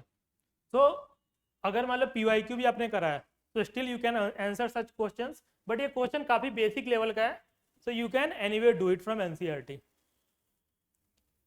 देन अब देखो ये इन्फ्लेशन को लेके क्वेश्चन है। So inflation when we are studying, so types of inflation, cost push and demand pull. अब डिमांड पुल है तो आपको पता होना चाहिए, डिमांड पुल मीन्स कि ड्यू टू डिमांड, लोगों के पास पैसा ज्यादा है इससे इन्फ्लेशन बढ़ रहा है, क्योंकि they are demanding more. Based on this information try to find out. अब आरबीआई की एक्सपांशनरी पॉलिसी होगी, so it will lead to demand pull. Expansion means कि RBI is injecting the money in the market. Then fiscal stimulus, government पैसा बांट रही है, obviously this will also lead to demand pull. Inflex indexing wages, this will also lead to that. Rising interest rate, it will curve that phenomena, क्योंकि interest rate बढ़ाते क्यों हम, inflation को counter करने के लिए, ठीक है। तो देखो इसमें अगर मान लो ये सब नहीं भी पता है, 5 को एलिमिनेट करो, यू गॉट योर आंसर। ये तो हमने देखा ना अभी कि to counter the inflation RBI increases the interest rate, तो यहाँ पे राइजिंग इंटरेस्ट रेट ये तो गलत हो जाएगा। सो 1 to 4 will be your answer. तो देखो कभी कभी ना, नाउ तो इस तरह के क्वेश्चन का स्कोप ही कम हो गया यूपीएससी में, they don't ask you elimination type question, वो तो आप सीधा only 1 only 2 पूछती है। So but you need to understand the concept to solve such questions. अब ये माइक्रो इकोनॉमिक्स का क्वेश्चन है, तो माइक्रो इकोनॉमिक्स में ये जैसे 2021 में आया था, अभी 2 साल हो गए कोई क्वेश्चन रिपीट नहीं हुआ माइक्रो इकोनॉमिक्स से, ठीक है। सो ऐसे क्वेश्चंस को हम कर लेंगे, एक क्लास ले लेंगे, देख लेंगे जितने भी रिलेटेड कंसेप्ट है, law of supply and demand, opportunity cost, ठीक है, उससे ये सारी चीज़ें हो जाएंगी। काफ़ी बेसिक लॉजिक होता है कि टाइप्स ऑफ गुड में प्राइवेट गुड क्या होते हैं, पब्लिक गुड क्या होते हैं, क्लब गुड क्या होते हैं, कॉमन गुड, फ्री गुड, सब ये क्या सब्स्टिट्यूशन गुड, और ये कम्प्लीमेंट्री गुड, ये सब सारे क्या होते हैं, basic property you need to know, उससे सारे क्वेश्चन सॉल्व हो जाते हैं जनरली। देन अगेन इन्फ्लेशन पे ये क्वेश्चन है, तो देखो इन्फ्लेशन कितना बड़ा थीम है कि इन्फ्लेशन पे इधर फ्रॉम फिस्कल पॉलिसी और मॉनेटरी पॉलिसी को लिंक करके यूपीएससी क्वेश्चंस पूछती है। देन इन्फ्लेशन इंडेक्स बॉन्ड, अब देखो ये जो क्वेश्चन था वो न्यूज में था जब आया था, लेकिन ये 2022 में आरबीआई ने इसको लेकर कुछ किया था। So from news current affair this question has come in the examination. अब देखो ये रोल किसका, अगेन इंस्टीट्यूशन से क्वेश्चन आ गया। अब इसमें ध्यान दो कि हर एक क्वेश्चन में after alternate question you are finding inflation, क्योंकि इन्फ्लेशन एक ऐसा थीम है जो कि यूपीएससी हमेशा पूछती है। उसको वो मॉनेटरी पॉलिसी से लिंक करके पूछेगी, फिजिकल पॉलिसी से, उसको इम्पैक्ट क्या है उसका ओवरऑल इकोनॉमी पे उससे पूछेगी, इंस्टीट्यूशन से रिलेट करके पूछ सकती है, right. So as you know inflation control करना किसका काम है, मॉनेटरी पॉलिसी कमेटी का, जो कि आरबीआई के अंदर में आती है। ये completely from current affair, code of wages RBI government लेके आई थी, ठीक है, 4 कोड लेके आई थी ना, लेबर कोड को उन्होंने कोडिफाई लास्ट ईयर करा था, तो उससे ये क्वेश्चन है, again current, pure current affair. यही मैं बात कर रहा था आरबीआई के फंक्शंस की। तो जैसे हमने देखा था कि सेंट्रल और स्टेट गवर्नमेंट के फाइनेंसेस आरबीआई मैनेज करती है, similarly RBI is also called the lender of last resort, ठीक है, मतलब जब बैंक्स के पास पैसा नहीं बचता है तो they go to the RBI, so that is the role RBI performs as lender of last resort. Then देखो ये जो है ना, वैसे तो लगेगा कि स्टैटिक क्वेश्चन है, but purely from the current affair, the reason being ये जो प्रोविजन है, सर्टेन सेकेंड वाला स्टेटमेंट है, certain provision in the constitution of India give the central government the right to issue direction to the RBI in public interest. अब देखो ये जो है ना, ये न्यूज में आया था डीमोनेटाइजेशन को लेके, ठीक है, और एक और चीज चल रही थी, गवर्नमेंट आरबीआई को क्या कह रही थी कि आपका जो प्रॉफिट है ना, जो भी आप एक्स्ट्रा पैसा बना रहे हो हमारे साथ शेयर करो। उसी को लेके जो हमारे गवर्नर थे उर्जित पटेल, उनकी रिजिग्नेशन हुई थी, ठीक है, और एक कमेटी बनी बाद में under Vimal Jalan, former governor of RBI, economic capital framework. एक पूरी क्रोनोलॉजी है कि वो डिमोनेटाइजेशन के टाइम से ये स्टार्ट हुआ था। अभी रिसेंटली आरबीआई गवर्नर जो थे रघुराम राजन की एक बुक आई है, उसकी इंटरव्यू चल रही है, अगर आपने न्यूज़ देखा हो तो, राइट। तो देयर ही हैड डिस्कस्ड कि गवर्नमेंट हैज ने हम मुझे वो दिया था, एक उसको कहते हैं यू नो दे आस्क, कुछ एक टर्म होता है कि आप बताइए आपका क्या लाइक यू नो करना चाहिए नहीं या नहीं डिमोनेटाइजेशन, तो उन्होंने मना कर दिया था, concept note I think something उनको वो कहते हैं। देन अभी जो बुक आई उसमें क्या हुआ कि लाइक उससे पहले गवर्नमेंट ने ये कहा था कि हमने रघुराम राजन से ऐसा कुछ पूछा ही नहीं है कभी, बट उन्होंने भी बुक में ऐसा कहा है कि नहीं मुझसे गवर्नमेंट ने पूछा था, मेरे पास वो नोट भी है जो गवर्नमेंट ने मुझसे कहा था कि आप अपना सजेशन दीजिए। तो ऐसा कुछ चलते रहता है। सो डिमोनेटाइजेशन हुआ जब गवर्नर आरबीआई से रघुराम राजन चले गए, राइट। 16 ही लेकिन लेफ्ट आरबीआई आई थिंक सितंबर, और फिर 2-3 महीने के बाद demonetization happened. Then what has happened, वही जो केस था डिमोनेटाइजेशन का वो सुप्रीम कोर्ट में गया, और उसी की जजमेंट कुछ दिन पहले आई है, इफ़ यू रिमेंबर 2-3 महीने ही हुए हैं उसकी जजमेंट आई है, और उसमें सुप्रीम कोर्ट ने यह कहा है कि गवर्नमेंट ने सही किया, मतलब वो लीगल डिसीजन था, मतलब डिसीजन जो गवर्नमेंट ने लिया कि हाँ गवर्नमेंट कर सकती है।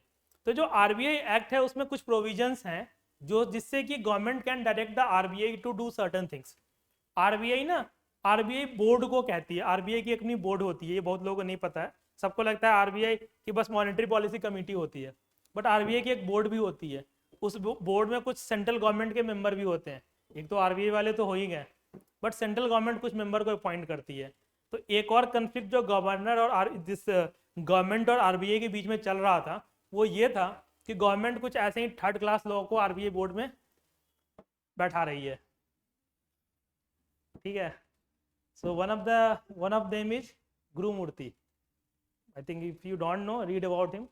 सो he is professionally he is a chartered accountant by profession S Gurumurthy, ठीक है, बट वो आरबीआई के बोर्ड में है। ऐसे काफ़ी सारे लोग हैं, कुछ स्वदेशी जागरण मंच वाले लोग भी पता नहीं, तो हाँ some of them got appointed in RBI board. So that is the reason ना। एक आरबीआई के एक और गवर्नर थे, I think Nachiket Mor, not Nachiket Mor, I think वही, उन्होंने कहीं स्पीच दी थी और उन्होंने ना ये सब बता रहे थे कि गवर्नमेंट ऐसे कर रही है वैसे कर रही है, उन्होंने भी रेजिग्नेशन दे के ही ऑल्सो वेंट टू एकेडमिक, वो डिप्टी गवर्नर थे, not the governor of RBI. तो कुछ उन्होंने ऐसा कुछ बोला था एनीवे तो उसी सब से लेके ये न्यूज़ निकलता है कि आरबीआई को गवर्नमेंट डायरेक्ट, क्योंकि आरबीआई कहते हैं ना it's an independent body, but whether this independent body can be government can be given direction by the government और नॉट, उसको लेके ये क्वेश्चन है. If you know this you can get your answer. So जो भी news में है उसको अच्छे से फॉलो करो और देखो कि एक्ट में क्या प्रोविजन है और कोर्ट उसको कैसे इंटरप्रेट कर रही है, और उसी से यूपीएससी क्वेश्चन पूछती है. Then this question urban cooperative bank, again purely from the current affair. आप सबको पता है पीएमसी बैंक में क्राइसिस हुई थी, Punjab and Maharashtra cooperative bank, और उस क्राइसिस के बाद से आरबीआई ने इंटरवेन किया और आरबीआई ने जो अर्बन कोऑपरेटिव बैंक्स होती है ना उसका रेगुलेशन खुद ले लिया कि अब मैं रेगुलेट करूंगा, अब क्राइसिस नहीं होगी कहीं पे, क्योंकि like you know this cooperative banks are regulated by mostly NABARD या स्टेट गवर्नमेंट्स भी करती है. तो अर्बन कोऑपरेटिव बैंक जितनी भी है उसकी रेगुलेटर अब आरबीआई बन चुकी है. अर्बन कोऑपरेटिव बैंक्स को इवन क्लासीफाई भी किया गया है 4 टाइप्स में. तो वो न्यूज था, उससे यूपीएससी ने क्वेश्चन पूछा, और अगर ध्यान से देखोगे तो सारा खेलना इसी ऑप्शन पे था. अगर आपको पता है कि ऑप्शन सही है या गलत, you can get your answer.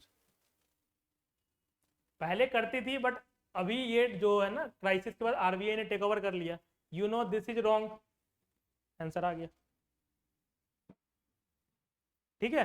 सो बस यही होता है. देखो करंट आपको जरूरी नहीं है कि ये दोनों पता है या नहीं, doesn't matter, but if you are following the news you know that कि जो अर्बन कोऑपरेटिव बैंक्स की जो कंट्रोल है आरबीआई के पास चली गई है. You could have got that right. Then देखो ये क्रेडिट रेटिंग एजेंसी. अब जो इंडियन गवर्नमेंट है, जैसे कि like you might have heard की एक रिपोर्ट आती है हमारी ग्लोबल हंगर इंडेक्स, ठीक है, उसको गवर्नमेंट कहती है फर्जी रिपोर्ट है, कहती है ना. Like you have seen the interviews of minister Smriti Irani, तो इन्होंने इसको लेकर काफ़ी कहा था कि लाइक इसमें तो ऐसे किया जाता है वैसे किया जाता है. ऐसे ही गवर्नमेंट ना इसके पीछे भी है, क्रेडिट रेटिंग एजेंसी के पीछे भी, कि ये इंडिया को काफ़ी पुअर लाइट में दिखाती है. तो यूपीएससी ने क्वेश्चन बना दिया इससे, राइट. तो ऐसे ही होता है. अब जैसे जीएचआई है, इस पे क्वेश्चन कभी भी आ सकता है यूपीएससी में, क्योंकि 2 साल से गवर्नमेंट इसको क्रिटिसाइज कर रही है. अब वो एचडीआई के पीछे भी चले गए हैं गवर्नमेंट, वो कहती है अभी सही नहीं है, इसमें भी कुछ है ना. और इवन प्रेस फ्रीडम इंडेक्स के पीछे तो है ही गवर्नमेंट, कि अफगानिस्तान की हमसे कैसे है ज़्यादा या पाकिस्तान की कैसे हमसे ऊपर है. ठीक है. तो ये सब आ सकता है कभी भी. अब देखो ये जो क्वेश्चन था मैंने जो बताया था कि कैसे 2 साल क्वेश्चन रिपीट हुए. अब इस क्वेश्चन को देखोगे ना, ये वही कैपिटल फ्लाइट को लेके क्वेश्चन है कि if the inflation is too high RBI is likely to buy government security, rupee depreciating RBI will sell the dollar. अब देखो यही वाला था ना सीन कि रुपी डिप्रिसिएट कर रही थी, आरबीआई ने क्या किया था थ्रू एक्सटर्नलाइजेशन मार्केट में डॉलर को सेल किया था. तो यही क्वेश्चन है और इसी से इंस्पायर्ड होके 2023 में एक्सटर्नलाइजेशन से क्वेश्चन आ गया. तो अगर मान लो बस इस ऑप्शन को रीड ही कर रखा होता, फॉरगेट अबाउट द न्यूज, 22 में you could have got that right. और एक और देख लो कि इंटरेस्ट रेट जब भी वहां बढ़ते हैं, जब फॉल होते हैं, that is likely to induce RBI to buy dollar. अब ये थोड़ा एक्सटेंशन है. जैसे कि एक सिंपल लॉजिक है, मान लो कि इंटरेस्ट रेट बढ़ा, आरबीआई क्या कर रही है डॉलर बेच रही है, तो वहां कम होगा, मतलब वहां के लोग इंडिया में आएंगे, फॉरेन इन्वेस्टर्स इंडिया में आएंगे, रूपी की डिमांड बढ़ेगी, रूपी अप्रिसिएट होने लगेगी. तो to counter that what RBI will do, they will buy the dollar. उसको मैं कभी समझा दूंगा काफी अच्छे से, but this is how it works. Monetary policy ना पूरा कंसेप्ट है. अब देखो ये बैंक बोर्ड ब्यूरो, जैसे मैंने बताया था कि फाइनेंस कमीशन से आया, ऐसे ही सर्टेन बॉडीज आर देयर. ये जो बॉडी थी बैंक बोर्ड ब्यूरो, ये बनी थी जो जितने भी बैंक्स हैं ना उनके मतलब जो चेयरमैन है उनको अपॉइंट करने के लिए. तो ये इसलिए बनी थी कि जो बैंक में आपको पता है करप्शंस काफ़ी होते हैं. एनपीए का जब इशू हुआ था कि बैंक ठीक से काम नहीं कर रही थी, तो देयर आर सर्टेन फ्रेमवर्क्स जो कि बनाए गए थे. उसमें एक फ्रेमवर्क था इंद्रधनुष. इंद्रधनुष में पहला जो था वो था अपॉइंटमेंट, और उसी अपॉइंटमेंट के अंदर बनाया गया था ये बैंक बोर्ड ब्यूरो. ठीक है, उसी से रिलेटेड ये क्वेश्चन है. अब देखो जैसे बैंक बोर्ड ब्यूरो से पूछा, ऐसे ही यूपीएससी ने मॉनेटरी पॉलिसी कमेटी को लेकर भी पूछ रखा है. Again institution based question.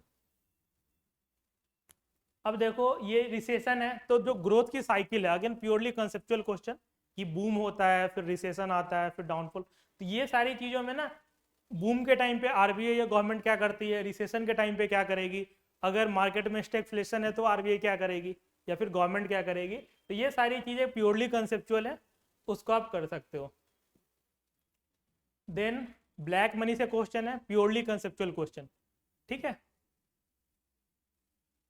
अब देखो कि ये बॉन्ड से क्वेश्चन है, अगेन ये शेयर मार्केट वाला हो गया। तो ये जो मैंने बताया ना आपको ऑपरेशन ट्विस्ट या फिर जो स्पेशल ओएमओ था, एक्चुअली वो इसी से रिलेटेड है, बॉन्ड यील्ड से ही रिलेटेड है।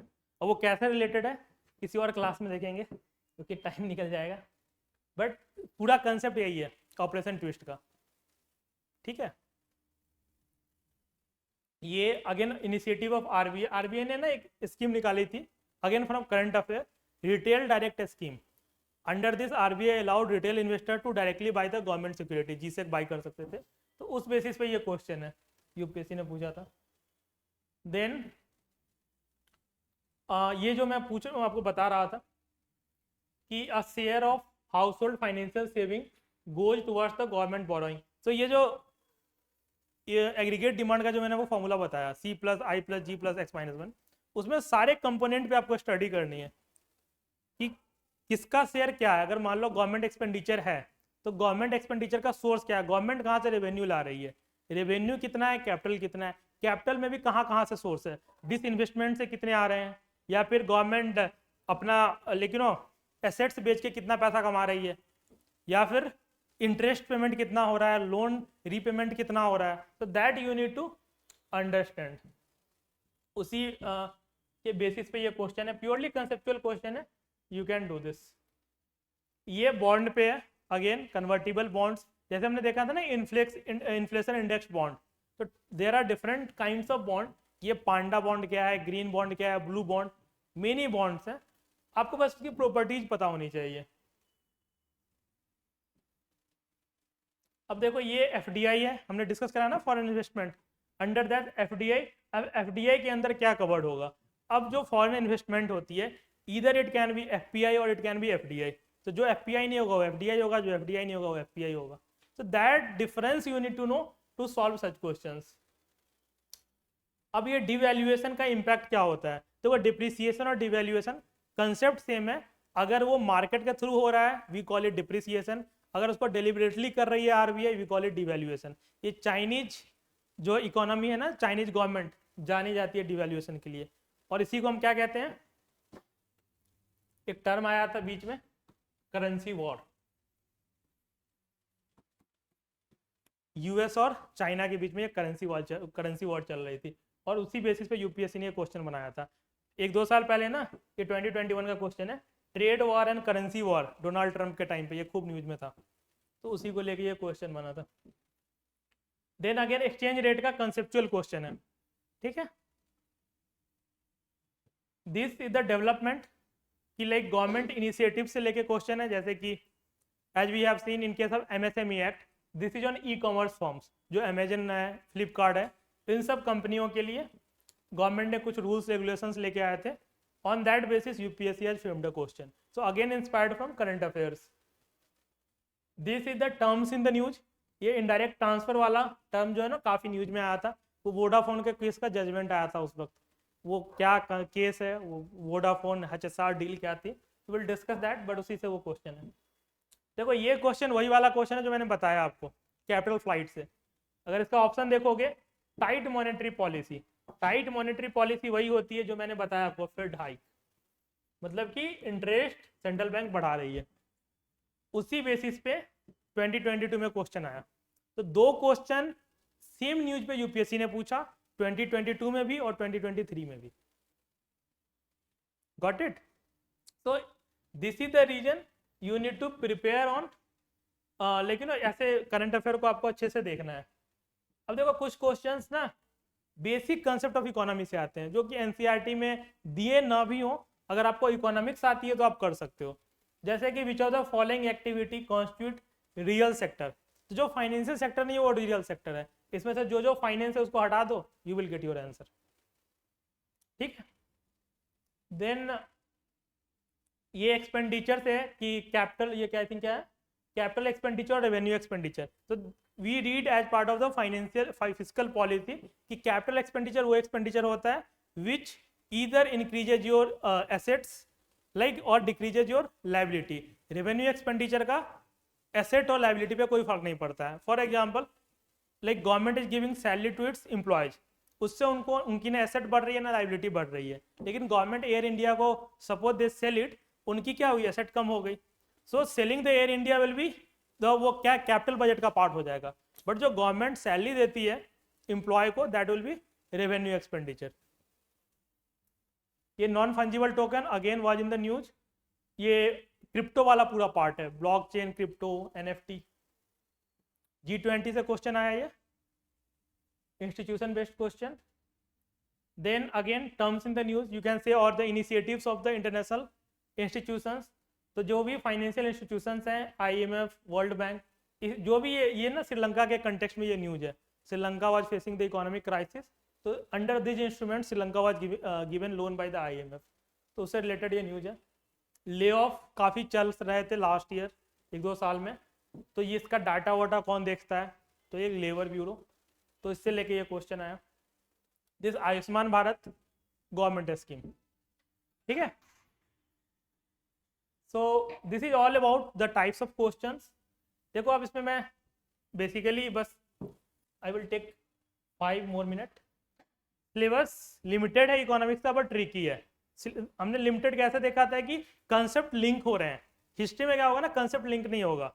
पॉलिटी में कि जो है वो है, बट इकोनॉमिक्स में क्या होगा कि सिलेबस बहुत लिमिटेड है, physical policy, monetary policy, but आपको लिंक करने आना चाहिए. देन प्रेडिक्टेबल है. So as we have seen कि कंसेप्ट क्लियर है, सो यू कैन फाइंड कि हाँ इस एरिया से आ रहा है, इस एरिया से आ रहा है, और accordingly you can prepare. Conceptual तो दैट वी हैव सीन कि like 70 to 80% here is the conceptual, only like 20 to 30% is the factual. ठीक है. So see the idea here is in economics कि अगर आप ढंग से प्रिपेयर करो तो लाइक अगर मान लो 15 से 20 क्वेश्चंस आ रहे हैं, so your target should be to get 12 to 15 questions right. अगर 15 आए तो 12, 20 आए तो 15. ठीक है. और ये तभी होगा जब कंसेप्ट पूरा क्लियर हो और कुछ जो इंपॉर्टेंट फैक्ट्स हैं उस पर अपनी अच्छी कमांड हो. मतलब आपको ये नहीं होना चाहिए कि इंपोर्ट और एक्सपोर्ट का डाटा ही नहीं पता है या ट्रेंड ही नहीं पता है. ये तो कम से कम पता होना चाहिए ना कि इंडिया सर्विस एक्सपोर्ट ज़्यादा करती है, हम लोग इंपोर्ट ज़्यादा करते हैं. That is the reason our BOP is always in deficit. कहते हैं ना करंट अकाउंट डेफिसिट है. तो डेफिसिट क्यों है? The reason is we are importing more than our exports.